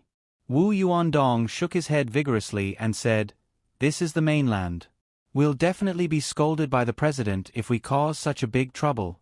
Besides, before we came out, the president repeatedly told us to go back immediately after completing his task. We must not cause any trouble. Now that we've finished our task, we can leave tomorrow. Why do we have to make a move on the jewelry store? Ji Feng's patience was getting less and less. Yuandong, if you still treat me as a brother, then help me. These gold and jewelry will all be ours. Big brother Feng, why do we need so much gold and jewelry? This is the mainland. As long as we make a move, we won't be able to leave this place. Wu Yuandong explained helplessly. With so much gold and jewelry, even if we snatch it, we won't be able to pass the security check. Ji Feng sneered. Who said we're taking it away? I naturally have my reasons for wanting these jewelry. Yuandong, if you promise me now that you won't tell anyone what I said to you, then I'll convey my intentions to you. Wu Yuandong opened his mouth wide in surprise. You said, I need these gold and jewelry to exchange for firearms. Once I get these gold and jewelry, I can immediately hand them over to the middleman. 3 months later, I'll come to get the firearms. Ji Feng said very calmly. This was definitely something he had planned for a long time. Because it's going to be the new year soon, tomorrow is the biggest update day of the year for this jewelry store. This means that if we make a move tomorrow, we can get double the gold and jewelry. What do you want the firearms for? Wu Yuandong's attention was no longer on the gold and jewelry. Ji Feng suddenly hugged Wu Yuandong's shoulder. Yuandong, don't you have any ambition? Don't you want to be respected by everyone on Taiwan Island? With these firearms, we brothers don't need to listen to anyone's command on Taiwan Island anymore. We can do whatever we want. Why can the president respond to a call? It's because he has firearms in his hands. He can let those who submit to him get even more powerful weapons. Everyone supports him, everyone respects him. Don't you want to become someone like him? Wu Yuandong was finally completely stunned. You want to rebel? Brother Feng, why? The president doesn't treat you badly at all. Why do you want to rebel? You're the hall master of the Three Lotus Association's Crimson Gold Hall. Don't you have a high enough status? All of us respect you. The president also thinks highly of you. Are you still not satisfied? Ji Feng sneered. Think highly of me? Humph. Then why don't you betroth the young miss to me? Then why do you keep using a vague attitude to brush me off when I mention this to him again and again? Yuandong, don't you understand? The president only has one daughter, the young miss. Whoever the young miss marries, the Three Lotus Association will belong to. But the president doesn't agree to let the young miss marry me. You're 10 years older than the young miss. Of course the president won't. Wu Yuandong said. Brother Feng, stop. Don't do such a stupid thing. Even if the young miss doesn't marry you, you're still an important person in the Three Lotus Association. Yuandong, where do your ambitions lie? Ji Feng shook his head. I've said so much to you today. If you don't want to help me, then you can only go against me. Wu Yuandong shook his head. I won't tell anyone about what happened today. Brother Feng, as long as you let go and give up everything you're doing now, I'll treat it as if nothing happened, okay? I beg you. I've always treated you as my brother. Brother Feng, listen to my advice. There are some things you can't do. I'll listen to your advice. Then who'll listen to mine? Ji Feng suddenly became furious. Wu Yuandong, if you don't help me today, then don't blame me for being rude to you.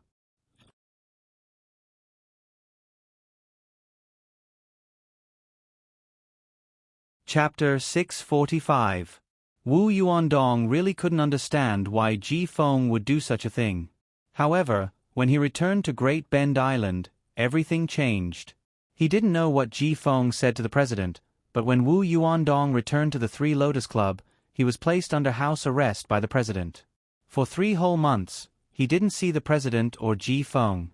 The 3-month deadline was when Ji Feng went to Shan River to retrieve the firearms. Wu Yuandong tried everything he could but failed to convey everything he knew to the president. The people who were assigned to watch over him were all Ji Feng's trusted aides. Wu Yuandong was in complete despair. He didn't know what he could do to save the president and Mississippi. However, the heavens seemed to be playing a joke on them. Ji Feng did not get the firearms at Shen River and even almost lost his life there. The firearms that should have been his had been stolen by someone else. Ji Feng did not even know if it was the middleman who betrayed him or the firearms dealer who tricked him. Everything did not go as he wished.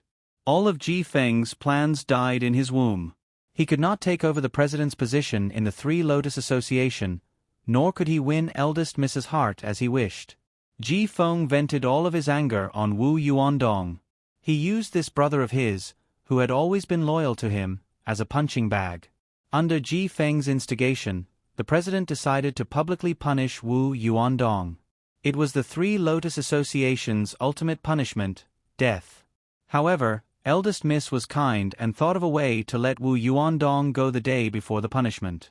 This was why Wu Yuandong came to Ji Bei to hide his strength and becomes Wamayan's driver. After that, the only person Wu Yuandong contacted was his most trusted brother in the Three Lotus Association. He also found out from this brother that the president and Ji Feng were looking for him everywhere. Wu Yuandong originally thought that he would spend the rest of his life like this. His only worry was that Ji Feng would threaten the president and eldest Mississippi. Fortunately, Ji Feng could not find the middleman of the firearms dealer. Wu Yuandong had always hoped that things would end here. Time would grind away Ji Feng's ambitions. However, a few days ago, he received a message from his only trusted brother in the Three Lotus Association saying that the middleman had appeared in Shan River again after hiding for 3 years. After Ji Feng received this news, he immediately arranged for people to investigate. It seemed that Ji Feng had never thought of giving up on his ambitions back then. After Wu Yuandong heard this news, he decided to leave without saying goodbye to resolve the ill-fated relationship back then. He would never allow Ji Feng's people to find the middleman. If they found the middleman, he would eliminate him without hesitation and completely destroy Ji Feng's ambitions. As for why Wu Yuandong didn't tell anyone about this matter, it wasn't because he didn't trust Su Yun, but because he didn't want to bring trouble to everyone. The Three Lotus Society was not to be trifled with. Wu Yuandong was from the Three Lotus Society, so he naturally knew this very well. The bar was a boiling cauldron of voices, but Wu Yuandong couldn't find Ji Feng's right-hand man, Qin Yi Tian. 3 days ago, he found Qin Yi Tian on this bar street. Qin Yi Tian liked to drink and hang out in bars. This was Wu Yuandong's only clue, so he could only search every bar on this street. Just as Wu Yuandong was about to get up and go to another bar, a palm landed heavily on his shoulder. Wu Yuandong's first reaction was that this was bad. Reflexively, he turned around and threw a punch, but his fist was tightly held in the other party's palm. Su Yun. When Wu Yuandong saw the face of the person in front of him, he was dumbfounded. "Why is it you?" Su Yun released Wu Yuandong's fist and sat beside him. "Brother Dong, you really don't treat me as a brother. You know that I'm in Shenzhen now, but you didn't call me when you came here to drink? Are you afraid that I can't afford it? Or are you trying to help me save money?" Wu Yuandong's expression was somewhat guilty. "Brother, I have some personal matters to deal with now. I'll explain it to you after everything is over. If there's time, I'll definitely treat you to a drink. What if I tell you that the police have already started investigating the entire bar street? Shouldn't you be thanking me? Su-yun raised his eyebrows. Wu Yuandong's expression changed, but he didn't say anything. He had just gotten rid of the police's surveillance yesterday, and he didn't expect to be found again today. Maybe the police didn't just come to the bar street to look for you, but also to look for a bender who came from afar? Su-yun said lightly, Brother Dong, I treat you as a brother. That's why I thought of asking you for help when I went to such a dangerous place like the Xing Anling Snow Forest. I even told you that I needed your help at the cost of your life. But you didn't do the same to me. You don't treat me as a brother, or I, Su-yun, am not worthy. Wu Yuandong didn't know when the police would find him, and he didn't know how to explain it to Su-yun. Su-yun, I swear that I treat you as a brother. But some things can't be explained in 1 or 2 sentences. I'll explain it to you when I have the chance. Now I'm leaving. How can you be a brother? Su-yun said coldly. If you're leaving now, then you're not going to treat me as a brother. Why are you afraid of the police? Shouldn't you explain it to me? If you don't explain it to me clearly, you'd better believe that I'll help the police arrest you. Wu Yuandong frowned. Brother Su, trust me. Just trust me this time. Brother Dong, then you have to give me a reason to trust you. Su-yun said and got up directly. If you don't want to be targeted by the police, then follow me. I can tell you directly that after you disappeared from the police's surveillance today, they can directly put you on the list of those who can be arrested directly. And seeing that the police have done so much, they may have received the order to kill you directly. After saying these words, Su-yun walked directly to a secret door in the depths of the bar. Wu Yuandong struggled with his thoughts, but finally he made the right decision. He got up and quickly followed Su-yun's footsteps. Being with Su-yun was more comfortable than being with the police. Explaining to Su-yun was much easier than explaining to the police. The two of them quickly left the bar. Su-yun quickly drove Wu Yuandong away from the bar street and arrived at the entrance of a secluded park. Su-yun didn't turn off the engine. After parking the car, he said, Brother Dong, explain to me how you ended up as a suspect in a serious case. Although I treat you as a friend and a brother, I also have my principles. If you really did something outrageous, I won't cover for you. But as a brother, I'll help you take the blame. Wu Yuandong shook his head helplessly. He really didn't know how to explain it to Su-yun. Brother Dong, I want to hear the truth. Su-yun, this is why I'm looking for you. The reason why Su-yun was able to find Wu Yuandong in a day was because of the photos he saw in the afternoon. There was a time stamp on the photos. When Wu Yuandong first appeared as a passerby in the photo of the suspect, it was on the bar street. Then, there were many photos of the suspect alone on the bar street. Therefore, Su-yun deduced that the suspect was a person who liked to drink. Wu Yuandong also knew this characteristic. Otherwise, Wu Yuandong wouldn't have found the suspect on the bar street for the first time. The bar street immediately became Su-yun's target. When night fell, Su-yun waited on the bar street. That was how he found Wu Yuandong in the vast sea of people. Su-yun gave Wu Yuandong 5 minutes to consider. Wu Yuandong finally told Su-yun what happened 3 years ago. Although the whole thing had nothing to do with Wu Yuandong, and Wu Yuandong was also a completely helpless person, he still seemed to blame himself. He blamed himself for not being able to stop Ji Feng. Wu Yuandong blamed himself deeply. If he had been able to stop and persuade Ji Feng back then, the president and the young mistress wouldn't have fallen into the trap today. The 12 lives at Shenzhong jewelry store wouldn't have died innocently. After hearing the whole story, Su-yun didn't doubt Wu Yuandong at all because Wu Yuandong said that he wanted to hear the truth. Since Wu Yuandong dared to go to the ice forest with him 10 days ago, it meant that Wu Yuandong would never lie to him. Brother Dong, this matter isn't your fault at all. Su-yun, you know very well whose fault it is, but you still care about the old friendship. Now, yes. But today, I won't care about the old friendship. Wu Yuandong's voice became cold. if I see Ji Feng again, I won't be soft-hearted, Su Yun. The problem is that you don't have the ability to compete with Ji Feng now. He is the hall master of the Red Gold Hall of the Taiwan Three Lotus Society. What are you? He has so many subordinates to send, but you want to go into the tiger's den alone? Brother Dong, you are not a naive person. How could Wu Yuandong not know the difficulty of this matter?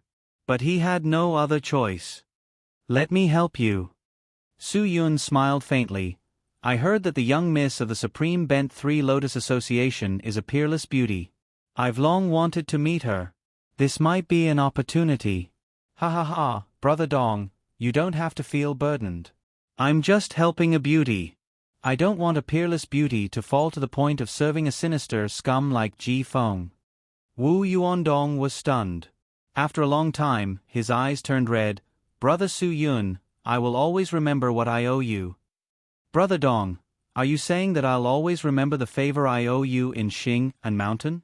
Su Yun said, It's a pity that my brain isn't that good. I can't remember so many things. What should I do? Wu Yuandong finally laughed out loud after so many days. Ha ha ha ha. It seems that the heavens have long arranged for me to have a brother like you on the continent. Good, then I won't be polite. Su Yun, I need you, I really need your help. I definitely can't watch the Three Lotus Society fall into the hands of a despicable person like Ji Feng. Su Yun grinned, hee hee, maybe your young miss will fall in love with me and insist on marrying me. Sigh, if the president insists on giving the Three Lotus Society to me as a dowry, then I will be in trouble. Brother Su Yun, don't blame me for not reminding you. In this life, there is no one who can catch the eye of our young miss. Wu Yuandong said, Don't be too charming. Maybe our young miss will really fall in love with you. At that time, don't blame me for not letting you leave Taiwan Island. Su Yun shrugged, but if I want to go to Taiwan Island, I have to first deal with the guy Ji Feng arranged to find the middleman.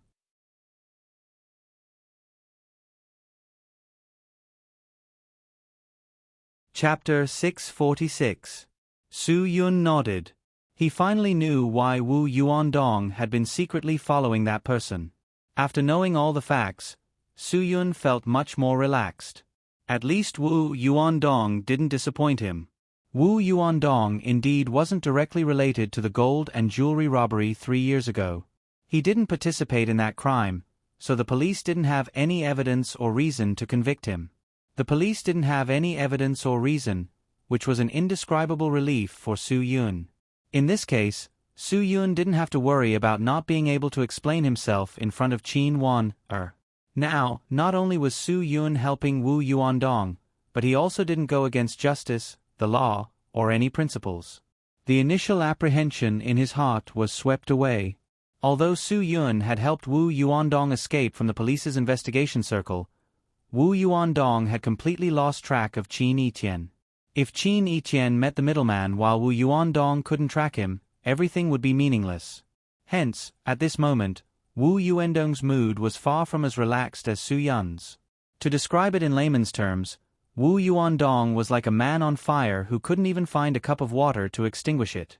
Brother Dong, if my guess is right, Ji Feng's men wouldn't be able to find the middleman so easily in Shenzhen. Su Yun. He appeared for so many days, and he knew very well that he was being targeted by the police, but he still didn't finish his job and left. Obviously, the middleman didn't appear. In the many photos the police took of him, most of the time he was on the phone.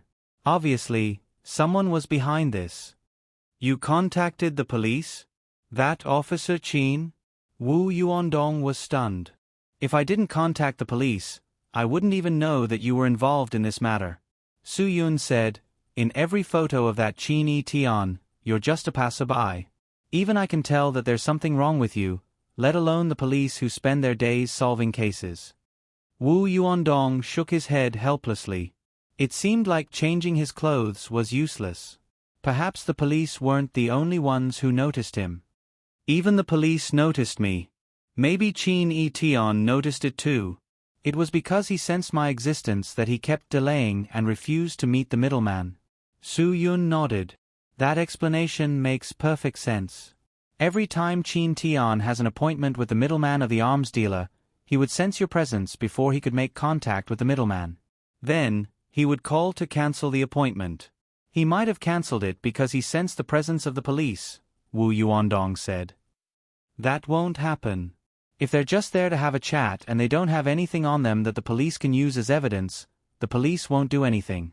Even if he knows that the police are monitoring him, he has nothing to worry about. Su Yun said, "It doesn't matter if the police see the middleman, because the middleman may have been under surveillance for a long time. But just like him, the police couldn't do anything without evidence. But you're different. He sensed your existence, so if he met the middleman rashly, you would remember the middleman's face, and you might do something." Wu Yuandong couldn't deny that Su Yun had hit the nail on the head. "Yes, I haven't had such a strong urge to kill someone for many years." Su Yun laughed. "Yes, if I were you, I wouldn't let him off either. This kind of person deserved to be punished and deserved to die 10,000 deaths. Even if we don't get rid of him, someone will sooner or later. But the police are particular about evidence. If they can't find any evidence in their lifetime, they can get away with it forever. These people are too smart now. It's impossible to expect them to leave evidence for the police to kill them." "So even if I use lynching, you'll approve of it?" Wu Yuandong was stunned. "Why not?" Su Yun said, "Who among these people doesn't have a few cases of murder? Who hasn't done anything outrageous? Since they're threatening the people you care about and want to protect, you have no reason not to fight back. Brother Dong, didn't I use lynching when I went to the ice forest in Xing and Mountain? Sometimes, it's not that we don't respect the law and the police, but that we have no choice." As a member of the Dragon Brigade's Dragon Fury team, Su Yun had the right to take action against the dark side of the underground world, and Wu Yuandong was originally from the underground world. They had nothing to worry about. Although they could take action, they couldn't find the middleman. Wu Yuandong sighed. Brother, I have a feeling that once Qin Yi finds out that he's gotten rid of me, he'll meet the middleman immediately. I might fail again this time. I don't know what the middleman looks like, so I can't stop him. Maybe they'll meet today." Su Yun shrugged. Since things had come to this, there was nothing for him to be depressed about. He just had to think of another way. Not only did he get rid of you today, but he also got rid of the police. It's a good opportunity to meet the middleman. Wu Yuandong clenched his fists tightly. The opportunity was so precious. What if he missed it? Right at this moment, Su Yun received a call from an unknown number. "Who is this?" "Hello. Brother Interpol, I'm working at the tea house." The girl on the phone said carefully, "The customer with a crooked accent you mentioned has appeared again." Su Yun's spirit was instantly lifted. What is he doing now? He has an appointment with someone, and he's already gone to the room upstairs with them. After the girl on the phone finished speaking, she reminded Su Yun, "Brother Interpol, will I be able to get 100,000 yuan for the tip?" Su Yun smiled. "I'll go over now. As long as I can see those two people, I'll arrange for someone to send the 100,000 yuan to you tomorrow." "Really? Then hurry up, I'll try my best to hold them back for you." Su Yun hung up the phone and looked at the depressed Wu Yuandong. "Brother Dong, get ready to go. Go find Qin Yi and the middleman. I want to find them too, but where do I find them? I don't have any idea right now." Wu Yuandong said, "I only know that Qin Yi Tian likes to drink, so I went to the Boss Street to find him. Now, the Boss Street is full of police officers. You only know that Qin Yi Tian likes to drink. Maybe the middleman likes to drink tea." Su Yun smiled. Wu Yuandong was stunned for a moment. He seemed to have realized a problem. In the past few days that he followed Qin Yi Tian had been moving around a certain tea house. Once, he even went to the tea house to ask for tea and left without drinking. Obviously, the tea was not for himself. He didn't like to drink it, and it was prepared for the guests. "How did you know?" Wu Yuandong really admired Su Yun. This guy was too godly. He could even guess this. If you think about it carefully, it's not difficult.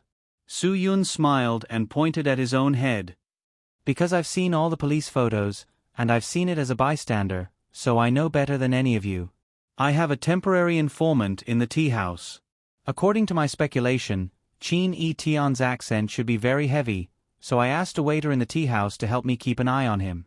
See, he called. Wu Yuandong was impressed but also doubtful. Can a waiter's words be trusted? Su Yun shrugged. Brother Dong, no one can't live with money. Especially a waiter with a salary of 2,000 yuan a month. It's hard for him to resist the temptation of 100,000 yuan for clues. Wu Yuandong was speechless. He could only give Su Yun a thumbs up. Brilliant, really brilliant. He might as well change his name to Detective Conan Su. The two of them drove quickly to the tea house. Wu Yuandong had never been as excited as he was now.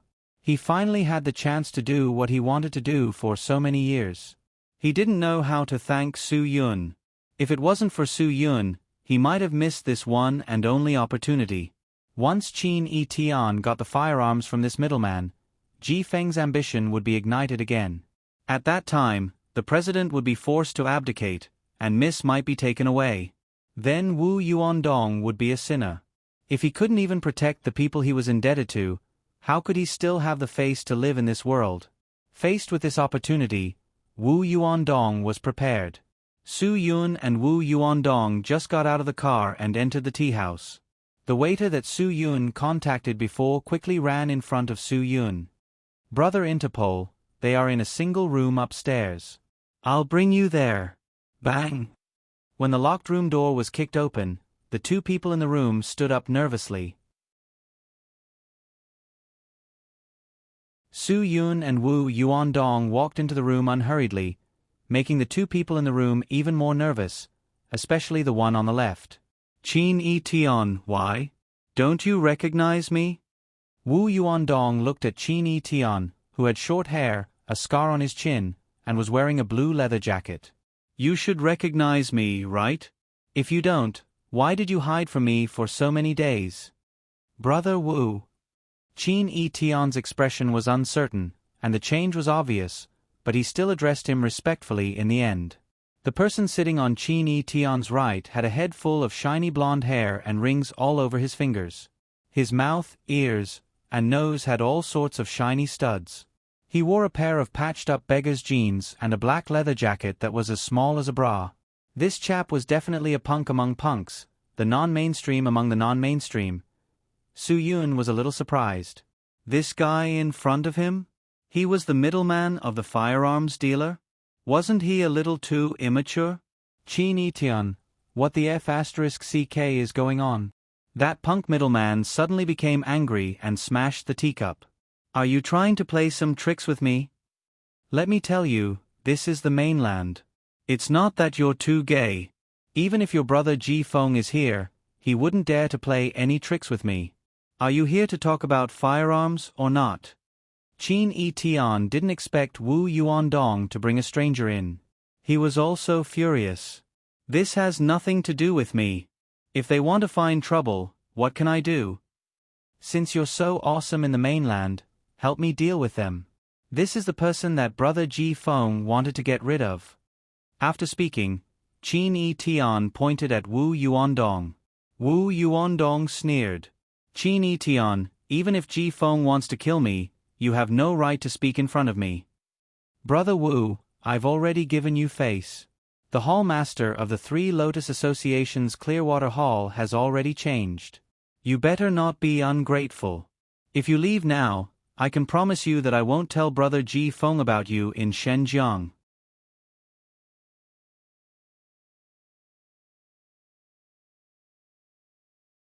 Chapter 647.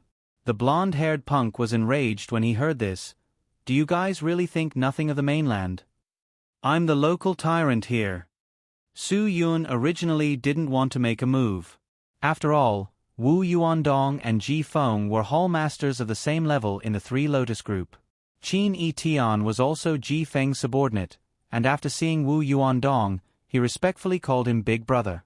It was obvious that Wu Yuandong's strength was above Qin Yi Tian's, so there was no need for Su Yun to do anything. But Su Yun couldn't stand this blonde punk anymore. There was a saying, if a tree isn't fixed, it won't grow straight, but if a person isn't fixed, they'll be valiant. Pa! When this sudden slap landed on the blonde punk's face, he realized that he shouldn't have talked so much nonsense. You dare to make a move on me in my territory? Just you wait. If you have the ability, then slap me. Your territory? Hee, even if it is, I'll still slap you, Su Yun spat disdainfully. A wolf eats meat wherever it goes, and a calf gets beaten wherever it goes. Don't tell me you don't know this simple truth? I'm in a good mood today, so I'll teach you a lesson.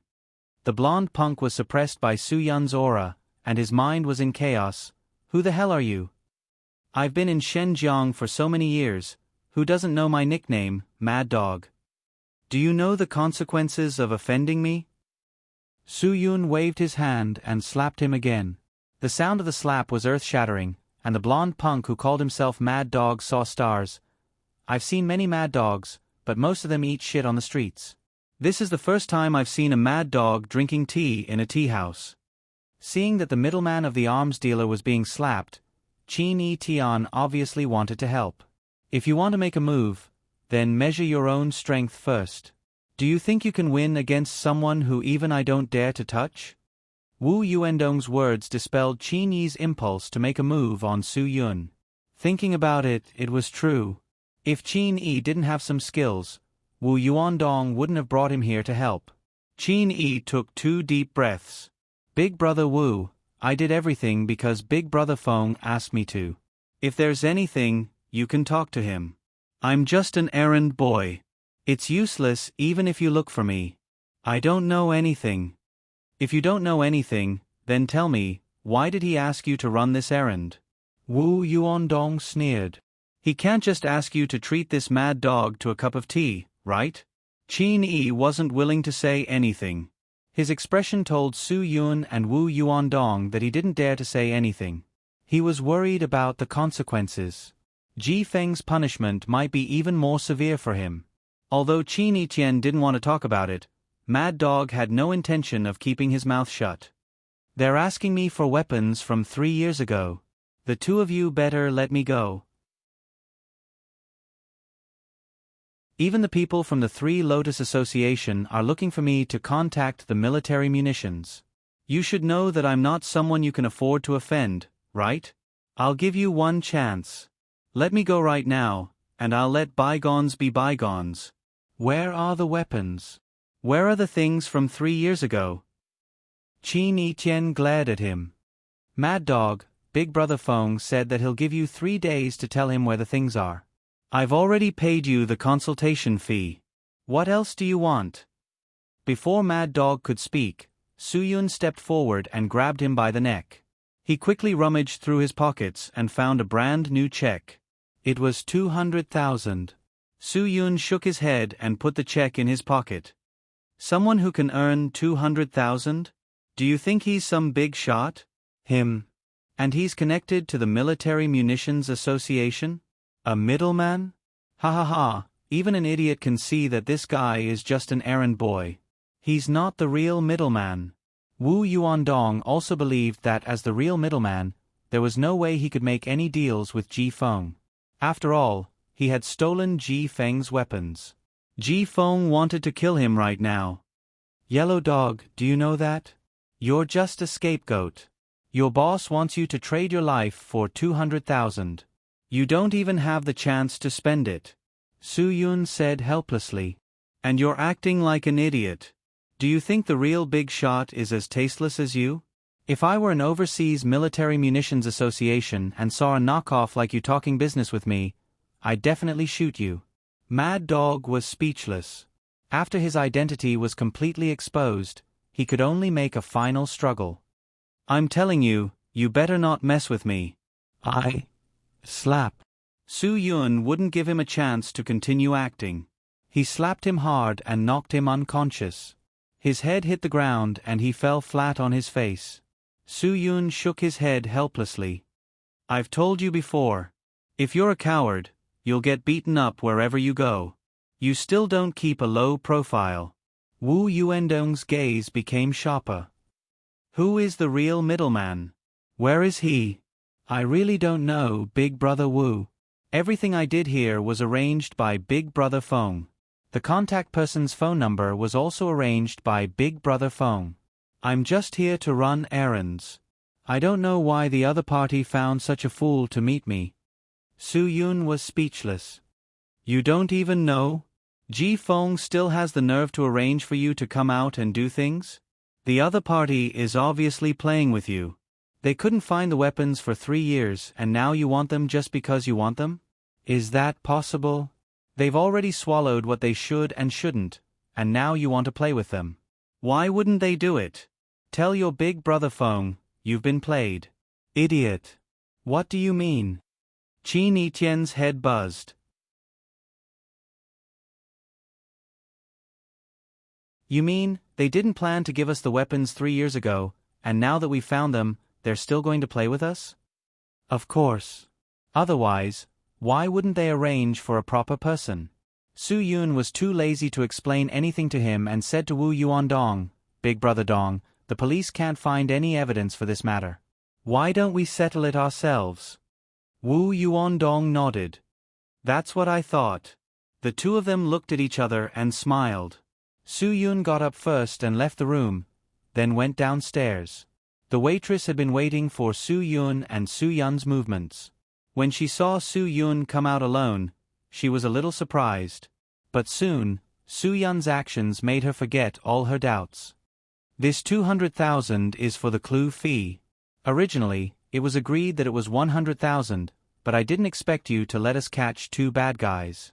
Su Yun smiled and took out the check from Mad Dog's pocket and handed it to the waitress. So I helped you apply for 200,000 for the clue fee, and it was approved. I'll give you the money first. If there's anything I need in the future, I'll ask you. I hope you'll cooperate with me. The waitress nodded vigorously. The 200,000 yuan was too easy to earn. She had to work in this tea house for 8 years to earn 200,000 yuan.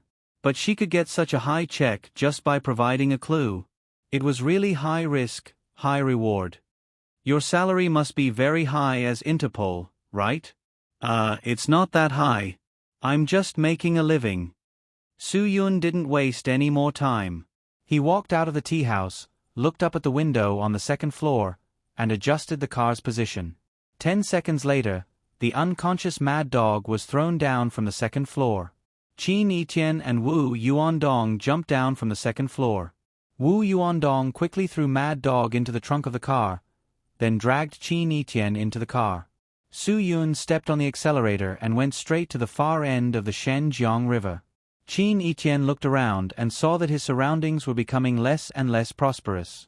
He quickly understood the other party's intention. It's useless to kill me.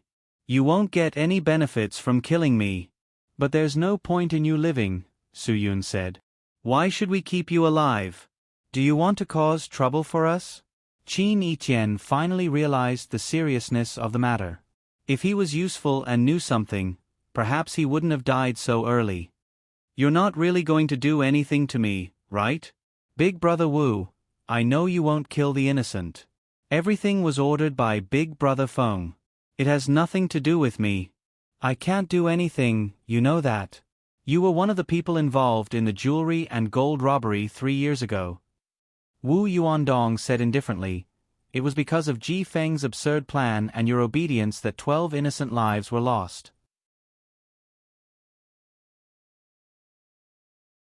Not only were these 12 lives lost, but they also involved 12 families and hundreds of people's lifelong sorrow. Because of your ridiculous decision. Qin Etienne, you have nothing to explain. Only death can atone for your sins. Qin Etienne was about to struggle when Wu Yuandong pressed his head against the car window. If you want to resist, you can try. Right now, I want to give you a quick death. If you want to resist, maybe I'll have to change my mind. Big Brother Wu, let me go. I beg you, let me go. It's all Ji Feng's fault. He instigated me. If you want to punish someone, you should punish him. Qin Etienne knew very well that he didn't have any chance of survival in front of 2 super experts. All he could do was beg. The car had already reached the remote upper reaches of the Shenjiang River.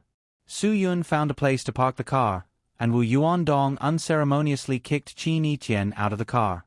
Without giving Qin Yiqian a chance to escape, Wu Yuandong broke Qin Yiqian's left leg. Ah! The heart-wrenching pain caused Qin Yiqian to scream uncontrollably. And this sound just happened to wake up the unconscious mad yellow dog in the trunk. Su Yun opened the trunk, pulled out the mad yellow dog, and threw it on the ground. The mad dog's mind was in a mess.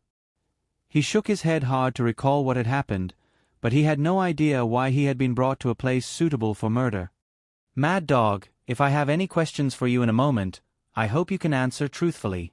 Su Yun said indifferently. Our tempers aren't particularly good. If you don't answer honestly, you'll end up in an even worse state than him. Su Yun gestured for him to take a look at Qin Yiqian. Qin Yiqian's legs had been severely deformed, and he couldn't stand at all. But Wu Yuandong didn't seem to have any mercy. Without hesitation, he struck again, and with a crack, he dislocated both of Qin Yiqian's arms. Qin Yiqian kept begging for mercy, but Wu Yuandong didn't have any mercy at all. He viciously broke Qin Yiqian's right leg again. If he wanted to pity this bastard, then who would pity those 12 innocent lives? Who would pity those 12 innocent families? The bastard in front of him deserved it. Wu Yuandong wanted to use the cruelest method to make him repent for his actions in the last moments of his life. Wu Yuandong, I swear, if you kill me, you'll definitely regret it. Qin Yi gasped for breath. Big Brother Feng won't let you off, you'll definitely die a more miserable death than me. I swear I'll definitely do it.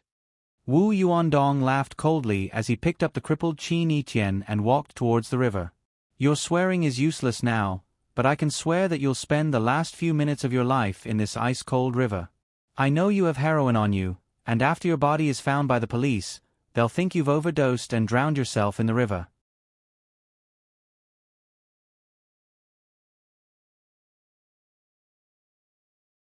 Chapter 648. Mad Dog watched as Qin Tian's body was sent flying through the air in a beautiful arc before landing heavily into the waters of the Shen River. He knew exactly what they were trying to do. They wanted to make an example out of him. They wanted to tell him that if he didn't cooperate, he would end up just like Qin Tian. His limbs would be severed, and he would be thrown into the icy waters of the river, where he would be swallowed alive. Su Yun's smile was quite strange. Ever since Boss Du's time in the Shen River came to an end, the fishes of the Shen River haven't had a chance to eat human flesh in a long time. Are you ready, Yellow Feather? It's your turn. Is there anything else you want to say? I can fulfill your wish. I'll give you 1 minute to say your last words. I'll do anything you want me to do. I beg you, please don't hurt me. Mad Dog was on the verge of a mental breakdown. I swear, as long as it's something I know, I'll tell you everything I know. If you want firearms, I can take you to find them. All I ask is that you let me live.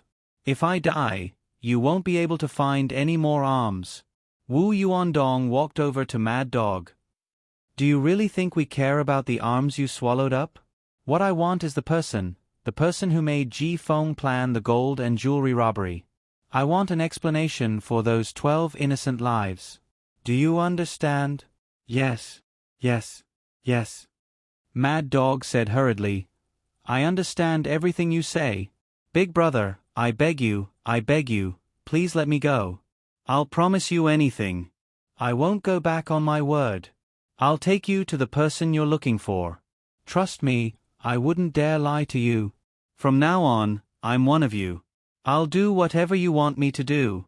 Su Yun smiled. Excellent. I like people like you. A wise man submits to circumstances. Who is the real middleman? Where is he? Wu Yuandong didn't have time to beat around the bush with Mad Dog. Huang Xiong told me to do everything. Mad Dog said. He didn't show up at all. I was the one who did it, but he was the mastermind. 3 years ago, he swallowed Ji Feng's gold and jewels in exchange for the arms. I was just cannon fodder. For this matter, I hid in the great Northwest for 3 whole years. This time, he was the one who arranged for me to trick Ji Feng again and swindle some money out of his pockets. Huang Xiong. The Huang family could be considered as the local tyrant of the older generation in Xinjiang.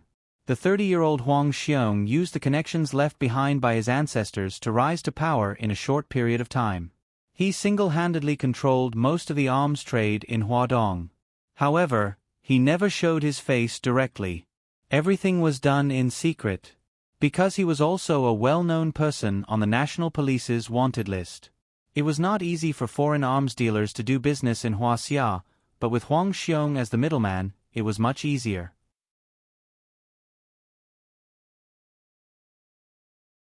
Huang Xiong had kept his word as a middleman all these years. He had swallowed Ji Feng's goods because Ji Feng was too crooked. Even a ferocious dragon could not defeat a local snake. This was not a joke. Moreover, Huang Xiong had grasped Ji Feng's mentality. Ji Feng wanted this batch of arms because he wanted to usurp the position of the leader of the Three Lotus Society in Taiwan. Therefore, the leader of the Three Lotus Society definitely knew nothing about this matter. Even if Ji Feng's goods were swallowed, he would not dare to tell the leader of the Three Lotus Society. Huang Xiong had no need to worry about the threat of the Three Lotus Society in Taiwan. The Three Lotus Society had never caused any trouble in Huaxia, so Huang Xiong concluded that the leader of the Three Lotus Society was not someone who liked to cause trouble for himself. It was precisely because Huang Xiong understood the layers of relationships that he had boldly swallowed Ji Feng's goods. He wanted Ji Feng to suffer in silence, unable to speak of his suffering. Ji Feng had indeed swallowed the broken teeth into his stomach and endured everything by himself. However, although Ji Feng had endured it, he had not given up. This time, he had come knocking on Huang Xiong's door again, which meant that he had not given up. Huang Xiong was prepared to take advantage of Ji Feng's weakness that he hadn't given up yet. He wanted to trick him again and make him pay. In any case, he knew that Ji Feng wouldn't dare to tell the truth to the leader of the Three Lotus Association. This was what led to today's situation. Mad Dog was still the bait, and Ji Feng had almost been tricked yet again. However, Su Yun and Wu Yuendong's appearance had completely disrupted everything. Where is Huang Xiong? Take me to him. Wu Yuendong's attitude was very firm. He had to personally resolve this situation. Speak. Mad Dog's head shook like a rattledrum. I really don't know. He's never let us find him.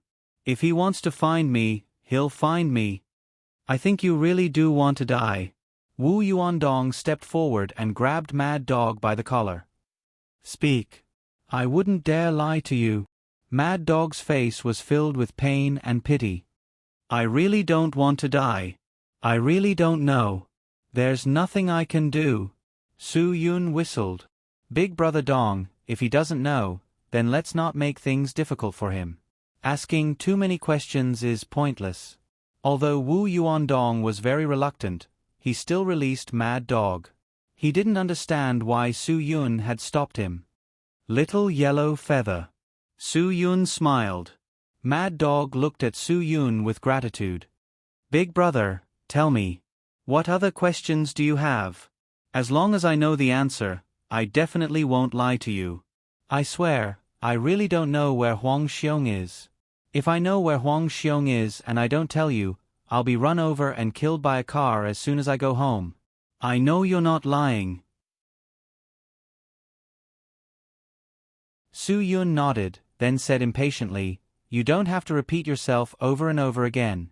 But, you don't know anything. You're of no value to us now. It's not that I don't want you to live, it's that you have no reason to live. Isn't that right? Mad Dog's entire body trembled. I'll tell you everything. Why won't you let me go? Think about it.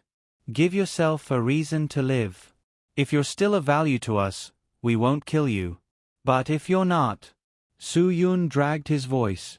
I think Big Brother Dong hasn't vented enough of his anger yet. You're just a live target. Mad Dog's lips trembled. I'm of value. I'm still of use. I know where the stolen firearms are. Su Yun's lips curled up slightly. This kid had a lot of ideas. It seemed that he would only be able to force out something of value if he was ruthless. I told you, I'm not interested in the firearms. Wu Yuandong said coldly. The firearms can't be exchanged for your life, but Huang Xiong's whereabouts can keep you alive. Big Brother Dong, let him finish. Su Yun was still smiling. His confident eyes told Wu Yuandong that Mad Dog would soon give him a satisfactory answer. Sure enough, Mad Dog took a deep breath and finally mustered up his courage. I don't know where Huang Xiong is, but I know that Huang Xiong will check that place at a fixed time. Tomorrow at noon, Huang Xiong is going to check the batch of firearms. Wu Yuandong's eyes widened. This was the answer he wanted. Where and when could he see Huang Xiong? Congratulations. You're of use again. You have a chance to live. Su Yun clapped his hands. Now, even if I ask you where the firearms are, you won't tell me. This is your last chance to save your life. Hee, take us there tomorrow. As long as we see Huang Xiong, you'll be fine. Mad Dog had no other choice but to nod. He knew that he was about to spend the longest and most difficult night and morning of his life. Wu Yuandong tied up Mad Dog's limbs and stuffed his mouth with a rag. He threw him into the trunk of the car. I'm sorry you had to stay here for a night. There are still 14 hours to wait. What should we do? Wu Yuandong looked at his watch. It was only 10 at night. There was still a long time until noon. Rest well, of course. Su Yun smiled. Huang Xiong isn't someone to be trifled with. I've heard of him. People in the underground world call him the Butcher. The number of people who died because of him is 100 times more than the number of people he killed himself. Wu Yuandong's eyes swept over him. Huang Xiong is the Butcher? Yes. Su Yun nodded. When he was still in the Dragon Fury team, they had wanted to capture him, but they never had the chance. Wang Yi also didn't let them make a move easily. Huang Xiong's strength was at the level of a super expert, and he was ruthless and extremely dangerous.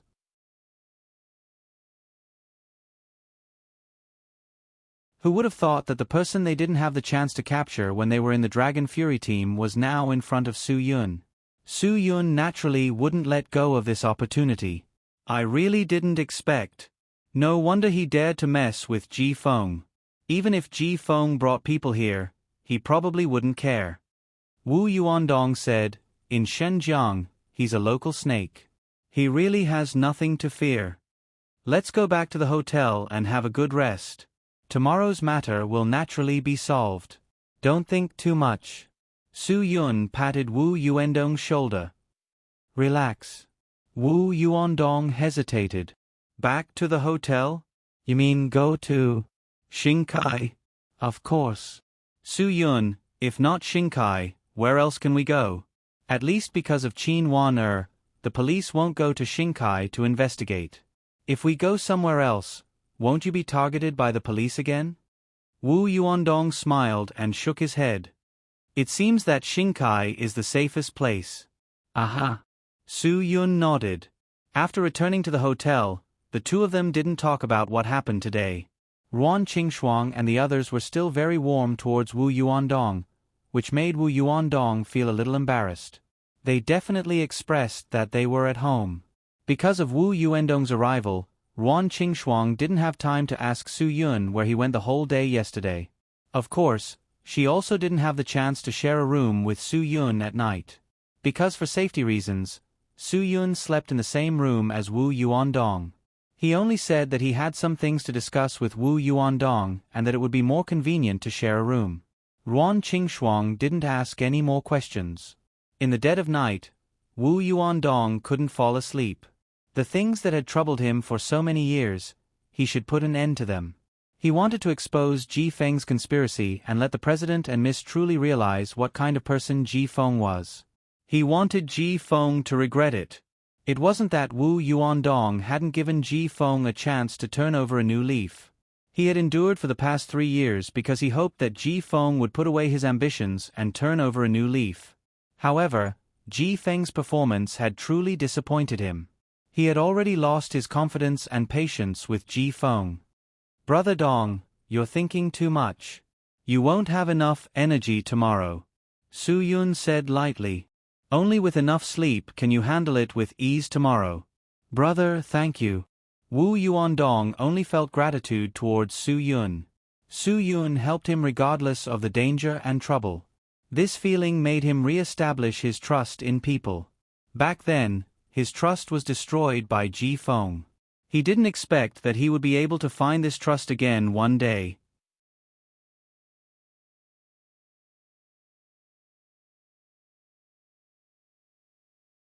Chapter 649. The next day, before Ruan Qingshuang and Guagua woke up, Su Yun and Wu Yuandong left the hotel together. They didn't want Mad Dog, the only person who knew where the munitions were hidden, to starve to death. After finding a deserted place, they stopped the car and released Mad Dog, who had been tied up for more than 8 hours. Mad Dog was finally free, and he could finally breathe a sigh of relief. Facing the sign that said, "No urinating or defecating," he took a big piss. Su Yun had been quite nice to him. Although he hadn't taken him to eat breakfast, he had at least given him a bottle of water. Mad Dog was so thirsty that he couldn't be bothered to be polite. He poured all the water in the bottle into his mouth, and because he drank so quickly, he choked on it several times. "Slow down. No one's going to steal it from you," Su Yun said. "Are you hungry? As long as everything goes smoothly today, you can eat and drink whatever you want after the lunch is over. So, when are you going to take us to the place where the munitions are hidden?" "Now's not the right time. We need to wait until there are more people," Mad Dog said. Wu Yuandong sneered. "Are you sure you're not messing with us when there are more people?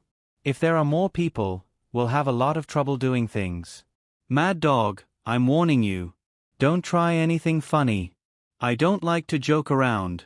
I could turn on you at any time. Trust me, big brother. I'm not joking.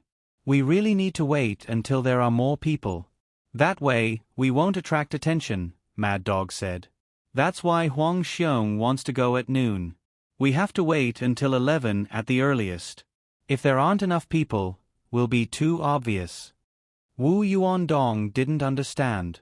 What kind of twisted logic was this? If there were more people, they wouldn't be noticed, but if there were no people, they would be afraid of being seen? Su Yun thought for a moment, then chuckled. "You're really something. Don't tell me you've hidden the munitions in a wet market?"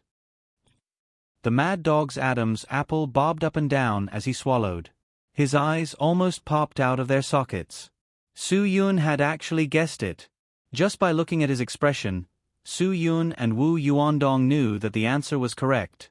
However, there weren't only 1 or 2 vegetable markets in Shenzhen.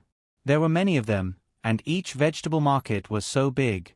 Even if you knew which one it was difficult to find anything inside. Thus, they still needed Mad Dog's help. Mad Dog still had his value.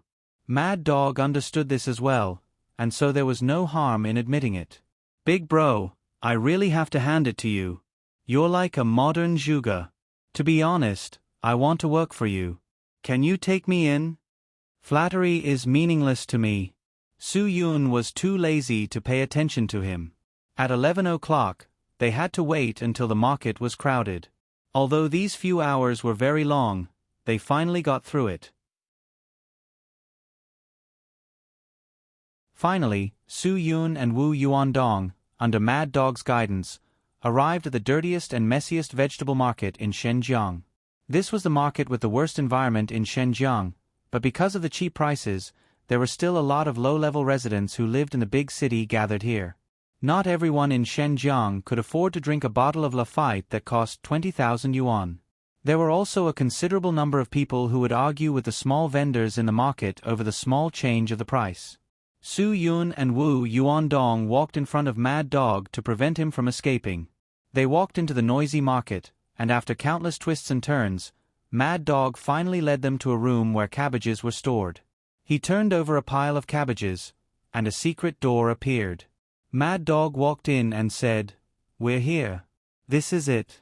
The walls are all hollow, and there are munitions inside." Huang Xiong values this place a lot, so he comes here at least twice a week. Su Yun reached out and knocked on the wall. As expected, it was hollow. He suddenly exerted force and punched the wall, shattering several of the hollow bricks. The weapons inside really did stun Su Yun. They were quite advanced. Wu Yuandong pulled out a fully automatic assault rifle that was equipped with a grenade launcher and an infrared sight. He couldn't help but let out a sigh. There were so many weapons here, and they were all very advanced. No wonder Ji Feng had wanted to buy these weapons 3 years ago. Huang Xiong will be here in half an hour. You can let me go now, right? Mad Dog said. I've done everything I could. I beg you to let me go. If Huang Xiong finds out that I sold him out, he'll kill me. I have to leave Shenzhen immediately. You don't have to leave Shenzhen, and you don't have to be afraid, Wu Yuandong said. Because I'll kill Huang Xiong. Mad Dog was stunned for a moment, but his legs were still shaking. Big brother, you have the strength, but I don't. I have to go now. Really, I beg you, let me go. Su Yun knew that Mad Dog was scared out of his wits, and he definitely wouldn't dare to contact Huang Xiong again. Naturally, he wasn't afraid that Mad Dog would betray them. He could let the police deal with this kind of small fry in the future. He couldn't be bothered. Go. We're people who keep our promises. Go play wherever you want. Don't let me see you again. Yes, yes, yes. Thank you, big brother. Thank you, big brother. Mad Dog bowed with his head full of yellow hair as he backed away. Suddenly, a sharp, angry voice rang out from behind Mad Dog. No one is allowed to leave. We're the police. Put down your weapons. Su Yun's brows instantly furrowed. It was Qin Wan-er's voice. He didn't hear wrong. The person who appeared in front of Su Yun was indeed Qin Wan-er. She was holding a gun with both hands, and there were 7 or 8 policemen behind her, all of them nervously holding guns. Put down your weapons.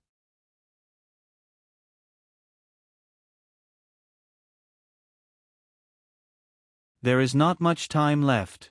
You have to do as I say. But I also have my way of doing things. I also have my principles. Qin Wan-er said stubbornly, When have you ever stood in my position and thought about this problem? I am a police officer, and I am in charge of this case. I want to give an explanation to the 12 families who were harmed 3 years ago. Now that the suspect is here, you want me to leave. How can I do that? The real criminal is not here at all. Su Yun's patience was slowly wearing out. It was almost 11 o'clock. If Huang Xiong came at this time, everything would be troublesome. Su Yun could understand Qin Wan-er. She had her principles. She was a police officer, and she was doing what she should do. She was not wrong. He was wrong. He should not have gone back to the hotel yesterday, or tried to persuade Qin Wan-er in advance. Qin Wan-er was not the only police officer present. Even if Su Yun persuaded Qin Wan-er, how could he persuade the others? Su Yun, I am sorry. I really can't stand in your position and think about this problem. Qin Wan-er said, I have to catch them. Only by catching them can I find other clues. I can believe you. I can believe that the real criminal is not here, but I have to take them away, including you. Su Yun could not do anything to Qin Wan-er, but he could not be taken away by Qin Wan-er. Huang Xiong was coming soon.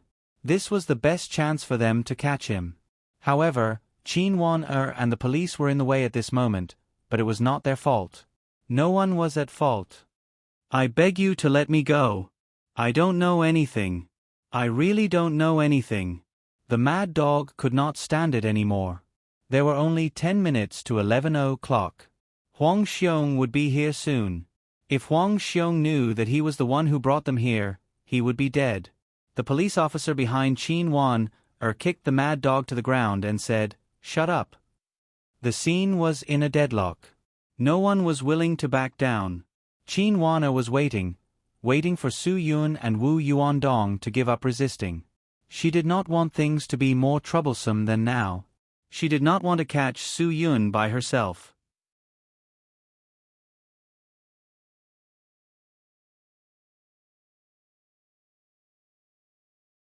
Chapter 650. But if things could go so smoothly, Qin Wan wouldn't have such a headache. But the trouble that would give her a bigger headache had just begun. Stop. The police are handling a case. Unrelated people, stay away. The police officers who stayed at the door of the market gave a stern warning, but then there was a miserable scream. Ah! The miserable scream instantly made Qin Wan and all the police officers present nervous. They quickly aimed their guns at the back. Soon, they saw several figures walking into the market. The police officers who stayed at the door had been controlled by one of them. Their guns were nowhere to be seen, and their arms had been cruelly twisted. They were in an incredible folded state in front of everyone. Mad Dog's expression instantly became unprecedentedly nervous. Every inch of his body was full of horror and fear. He was not only scared, but very, very scared. Su Yun was very aware of this problem. The biggest trouble had come. Huang Xiong's appearance would make the whole situation more chaotic. Qin Wan who was not in danger at all, was now in danger. Huang Xiong wasn't a small fry. It wasn't like he hadn't killed a police officer before. He wasn't nervous at all, nor was he afraid. He was on the wanted list, enough to be sentenced to death. He didn't care if he had 7 more people in his hands. 8 police officers were killed. In Huang Xiong's words, he was called a butcher. A butcher was a killer, wasn't he? If he didn't kill, how could he be a butcher? Tut tut tut. Fortunately, I came a few minutes earlier today. Otherwise, I would have missed a good show. Huang Xiong spoke. He stood in the middle of his men. Except for the man on his left, who was holding the police hostage with a pistol in his hand, all the others aimed their guns at the police officers present, including Su Yun and Wu Yuandong, 2 strangers. Mad Dog wanted to find a hole to hide in so that Huang Xiong couldn't see him. He was scared to death. No one cared about their own life. Mad Dog, don't hide. Huang Xiong's voice started to turn cold. Very few people know about this place, and the police wouldn't easily think that I would hide my things in a noisy market. If you didn't betray me, things wouldn't have turned out like this. So, don't explain it to me. Mad Dog was so scared that his entire body was trembling. Brother Xiong, I didn't want to betray you. They forced me. It's these 2 guys who forced me. They killed Qin Tian. If I don't do as they say, I will also die. I really had no choice. Huang Xiong was shocked by the news of Qin Tian's death, but it was a fleeting thing. So what if you're dead? Do you think I care? Your worthless life is worthless to me. This is neither an excuse nor a reason. This arrogant attitude was really unbearable. After all, there were policemen here. Qin Wan shouted angrily, "Put down the weapons in your hands. You are all involved in the arms trade. You can't get rid of the suspicion. We put down our weapons." Huang Xiong glanced at Qin Wan, raised his head and laughed. "Ha ha ha, officer, I think you don't understand the current situation, do you? Why should I put down my weapon? The person who wanted to mess with me was at the scene, the person who betrayed me was at the scene, and the police were also at the scene. I dropped my weapon. Ha ha ha, don't forget, the police are still in my hands." When Huang Xiong's voice fell, his subordinate directly stabbed the pistol into the mouth of the police officer who was being held hostage. He shouted angrily at Qin Wan and all the other policemen, "Put down the guns in your hands. Otherwise, I will kill him. I will only give you 10 seconds. 10, 9, 8, 7. He has been by my side for so many years. I know him very well. He is not a person who likes to joke." Huang Xiong didn't look nervous at all. 3, 2. Okay. We promise you. Qin Wan really didn't dare to take the risk. She immediately ordered, "Everyone, put down your guns." Since the leader had spoken, the subordinates naturally cooperated. After all, the police felt that most criminals didn't want to provoke the police. Once they committed the crime of hurting the police, it was very serious. The police station would do their best to investigate and arrest them. Unfortunately, Most of the people they were facing were not ordinary criminals. Kick them over. Kick all your guns over. Huang Xiong continued to order. The thing I like the most in my life is to order you damn policemen. This feeling is so cool. Ha ha ha. Kick them over. Hurry up. Don't make me talk more nonsense. Qin Wan took the lead and kicked her gun out. Although the consequences of losing her gun were very serious, she had to do it to protect the safety of her colleagues. The others could only follow. Hands on your head and squat down. Huang Xiong strode forward and ordered again. He controlled the situation in his hands. When all the policemen lost their ability to fight, Huang Xiong waved his hand to his subordinate who was controlling the police officer. Bang! There was a muffled sound. The bullet exploded in the brain. Qin Wan was stunned. A colleague who was talking and laughing with them a few minutes ago, a newcomer who had just graduated from the police academy for more than half a year, suddenly left everything in this world. She only felt that she was a little dizzy. Suddenly, Qin Wan didn't know what to do. The mental breakdown was difficult to suppress. Officer, I don't want to kill him. I just want you to know that don't challenge me, don't provoke me, and don't think that I don't dare to do anything. Huang Xiong said as if nothing had happened. I killed him to tell you that there is nothing that I don't dare to do. So you'd better not challenge me. Be good and do what I ask you to do. The whole space was unusually quiet. Huang Xiong said proudly, cooperate. Understand? Qin Wan couldn't control her emotions anymore. She suddenly became furious and stood up. She said angrily, You are a devil. I must catch you myself. When Huang Xiong's subordinates aimed their guns at Qin Wan, Su Yun suddenly rushed over and pressed Qin Wan to squat on the ground again. He whispered, Calm down. Don't you think things are messy enough? Believe me, I will find a way to end all of this. Qin Wan was really in pain at this moment. She regretted it so much. She regretted that she should have listened to Su Yun and left. No matter what the case was, at least a colleague wouldn't have died so tragically and unjustly. Huang Xiong's eyes lit up. He was slightly surprised by Su Yun's speed just now. No wonder Qin Yi Tian died. It turns out that he met a master who was much stronger than him. I killed Qin Yi Tian. It has nothing to do with him, Wu Yuandong suddenly said. There were police at the scene, and the relationship between Qin Wan and Su Yun was so special. He definitely couldn't let the police think that Su Yun had something to do with the murder case.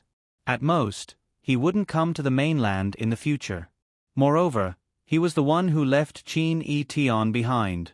Qin Wan looked at Su Yun in surprise. Su Yun shook his head and said to her, It is hard for a person who has taken too many drugs to control himself. We only caught him, but he ran away now. As for the fact that we killed him, it was all made up by this yellow-haired bastard. He just wanted his boss to divert his attention so that he could live. Mad Dog was anxious when he heard this. It was not easy for him to get Huang Xiong's attention to focus on the others. Now that Su Yun said this, Huang Xiong's eyes fell on him again. Brother Xiong, don't listen to his nonsense. They killed Qin Yi Tian. If I lie, I will die a horrible death. Whether you lie or not, you will die a horrible death, Huang Xiong replied viciously. People who betray me will never be forgiven. You know this very well. The more Mad Dog's legs trembled, the more it showed his fear of Huang Xiong. Now I don't want to negotiate with any of them. I just want to deal with you first. Huang Xiong looked at the wall that had been pierced through and said coldly, You know very well how important these things are to me, but you still recklessly brought people to make trouble for me. Mad Dog, you must be tired of living. Don't worry. After you die, I will arrange for someone to take care of your girlfriend for you. I will also arrange for someone to meet all her needs. You know. Brother Xiong, I beg you. I beg you to let me go. Give me a chance. I will make up for my crime by doing good deeds. Just forgive me for taking the blame for you 3 years ago. You took all of the gold and jewels, but Ji Feng thought that it was me. I've spent the past 3 years living in fear and trepidation. Mad Dog fell to his knees, kowtowing repeatedly. Even if I didn't do anything for you, I still did my best. Huang Xiong nodded. You did a great deed, but you can't make up for it. Qin Wan suddenly looked up at Huang Xiong. 3 years ago, the jewelry and gold robbery in Shenzhong jewelry store was done by you? Tut tut tut, Mad Dog, look at you. It was you who couldn't give me a chance. You exposed me in front of the police. How can I keep you? Huang Xiong said to Mad Dog and turned to look at Qin Wan. Yes, you can say that I did it. Although I didn't do it, I planned it. The jewelry and gold finally fell into my pocket. Ha ha ha, officer, even if I admit it, you don't have any evidence because I didn't do it. Qin Wan said fiercely, there is a witness who can accuse you. You mean him? Huang Xiong pointed to Mad Dog and smiled. Officer, maybe he looks human now, but he will be a ghost in a few minutes. How can you let a ghost accuse me? A dead ghost can't talk. Do you understand? Officer, you are too young. How much does the Shenzhong police station look down on me? They even sent a little girl like you to investigate me. Humph, officer, I have heard of you. You are the one who caught Black Widow Yifala. Qin Wan really had the urge to kill Huang Xiong now. Huang Xiong shook his head. No matter how I look at it, I don't think you are a person who has the ability to catch Black Widow Yifala. You are so impulsive and easy to be controlled by me. How can you catch Yifala so easily? Oh, I understand. There must be someone secretly helping you.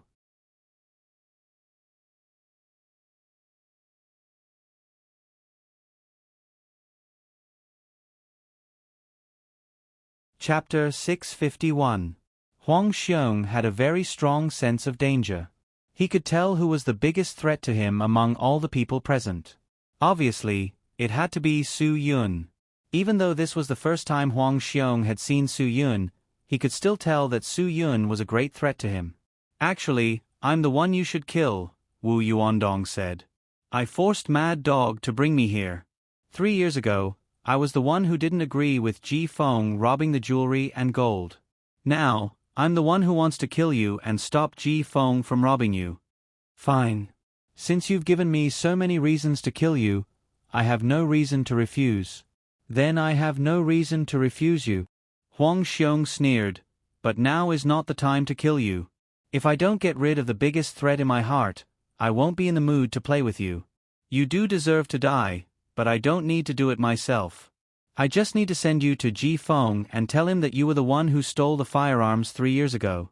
He'll naturally help me do whatever I want to do.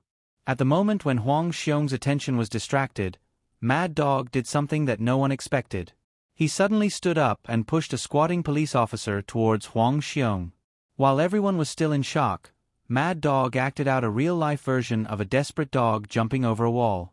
He actually climbed up the small window on the wall that was only big enough for one person to pass through and escaped. While Mad Dog was causing trouble, Su Yun immediately pushed Qin Wan to the corner of the wall where there was some cover. Wu Yuandong didn't hesitate to grab a shotgun from the weapons hidden in the wall. With a bang, he pulled the trigger at Huang Xiong's subordinates. The chaotic situation caused everyone to run for cover. The police officers who had been under Mad Dog's control all looked for the weapons closest to them. Huang Xiong didn't do anything because of the chaos. Instead, at this critical moment, he chased after Mad Dog through the small window. Brother Dong, I'll leave this place to you. Su Yun followed Huang Xiong's footsteps without hesitation and jumped out of the small window. This was his only chance to catch Huang Xiong, so he had to do it at all costs. With Wu Yuandong here to help Qin Wan Su Yun believed that Wu Yuandong would not let Qin Wan be in danger. Inside the secret warehouse where the cabbages were stored in the vegetable market, gunshots rang out everywhere. The police and Huang Xiong's men quickly formed a confrontation. Although Huang Xiong had left, his subordinates didn't seem to want to let Qin Wan and the other policemen go. It seemed that they wanted to kill them all. Fortunately, this was the place where Huang Xiong stored his weapons. Wu Yuandong and the police did not lack weapons to fight against the other party. Soon, The warehouse became a world of bullets and bullets. Mad Dog had indeed gone mad. A person's potential was limitless. Now that the danger had stimulated Mad Dog's athletic abilities, his speed was almost enough for him to participate in a sports competition. The threat of life could always bring out people's potential. It seemed that if they wanted the Huaxia men's football team to win a game against other strong teams in Asia, they should have issued a death order. If they lost, they would be shot. Only in this way could the male protagonist of Huaxia ensure that he could win the next round with a draw. Always losing games was not a problem that could be solved by changing coaches. It was completely because they were not forced to do so. In the 2008 and 2012 Olympics, the country should have also issued this death order to the Socceroos. Maybe they would have won 3 consecutive championships instead of 2 consecutive defeats. Of course, if it was just simple running in a straight line, no matter how Mad Dog's potential was stimulated, he could only compete with the Socceroos at most. It was absolutely impossible for him to be the opponent of a supermaster like Huang Xiong. But Mad Dog was very smart. Maybe it was because he was wearing special shoes that he didn't take ordinary roads at all. Wherever it was narrow and difficult to walk, he would go there. In a situation where he had to run through a dog hole for every meter he ran, even if Usain Bolt came, he wouldn't be able to speed up at all. Su Yun was also in hot pursuit. He followed behind Huang Xiong all the time. He was convinced that Mad Dog had chosen this escape route. If Mad Dog had not taken this route, he would have been killed by Huang Xiong in 2 minutes at most. After running out of such a difficult vegetable market, Mad Dog didn't even think about it. He dragged out the owner of a private car that had just stopped at the entrance of the vegetable market and directly took the car and fled. My car. Just as the owner of the private car was panicking, something terrifying happened. A figure jumped high and landed on the roof of his car with a bang, causing the roof to collapse. When Su Yun chased out, he only saw Huang Xiong stepping on the roof of a private car. Mad Dog was still driving the private car crazily out. Su Yun didn't have time to think. He just happened to pass by an old lady who had bought groceries and was pushing a tricycle out. "Auntie, let me borrow your car for a bit." Su Yun didn't have a chance to explain. All he could do was grab the old lady's tricycle and pedal wildly as he chased after Mad Dog. Although the difference between 3 and 4 wheels was only 1 wheel, the difference in power was enormous. The old lady didn't even have time to react before her tricycle, along with all the eggs and vegetables in it, disappeared. However, the old lady was quite happy. She chuckled. "Such a young fellow didn't call me Granny, but Auntie? Do I look that young? Ha ha, youngsters these days really do have good taste."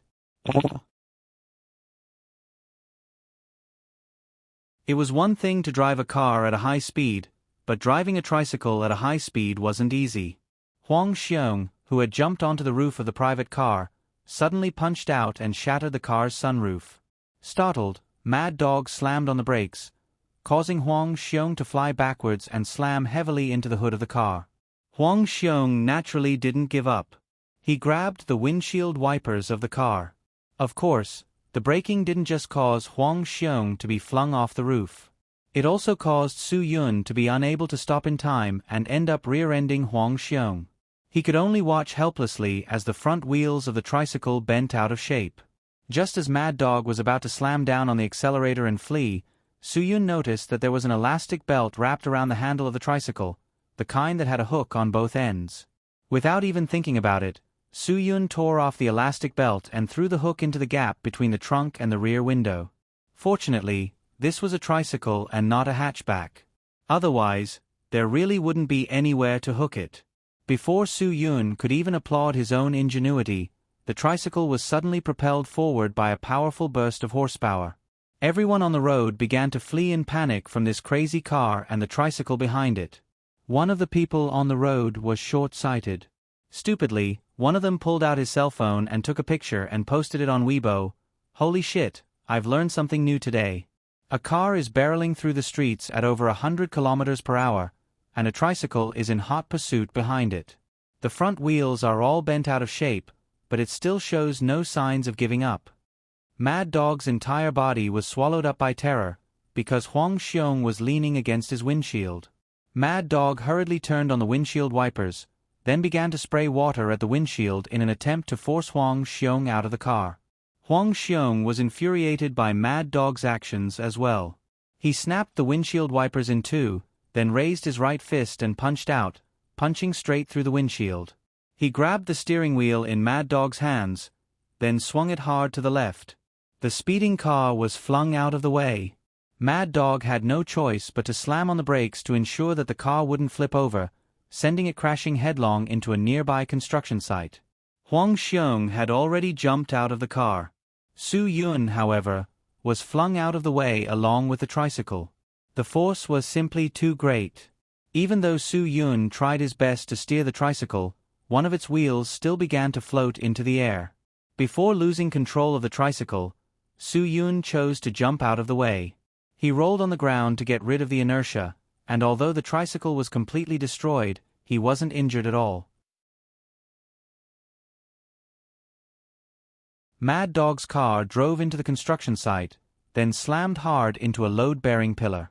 The front of the car was completely deformed, and all of the airbags inside the car popped out as well. By now, he had no time to be frustrated. He kicked open the car door, then ran straight into the construction site. This was a very complicated place, which was very advantageous for Mad Dog. Huang Xiong, following closely behind him, pushed aside two construction workers who were about to step forward and ask questions, then chased after him relentlessly. Su Yun cursed in his mind. There was nothing he could do. He had to chase. No matter where Huang Xiong went, he would follow.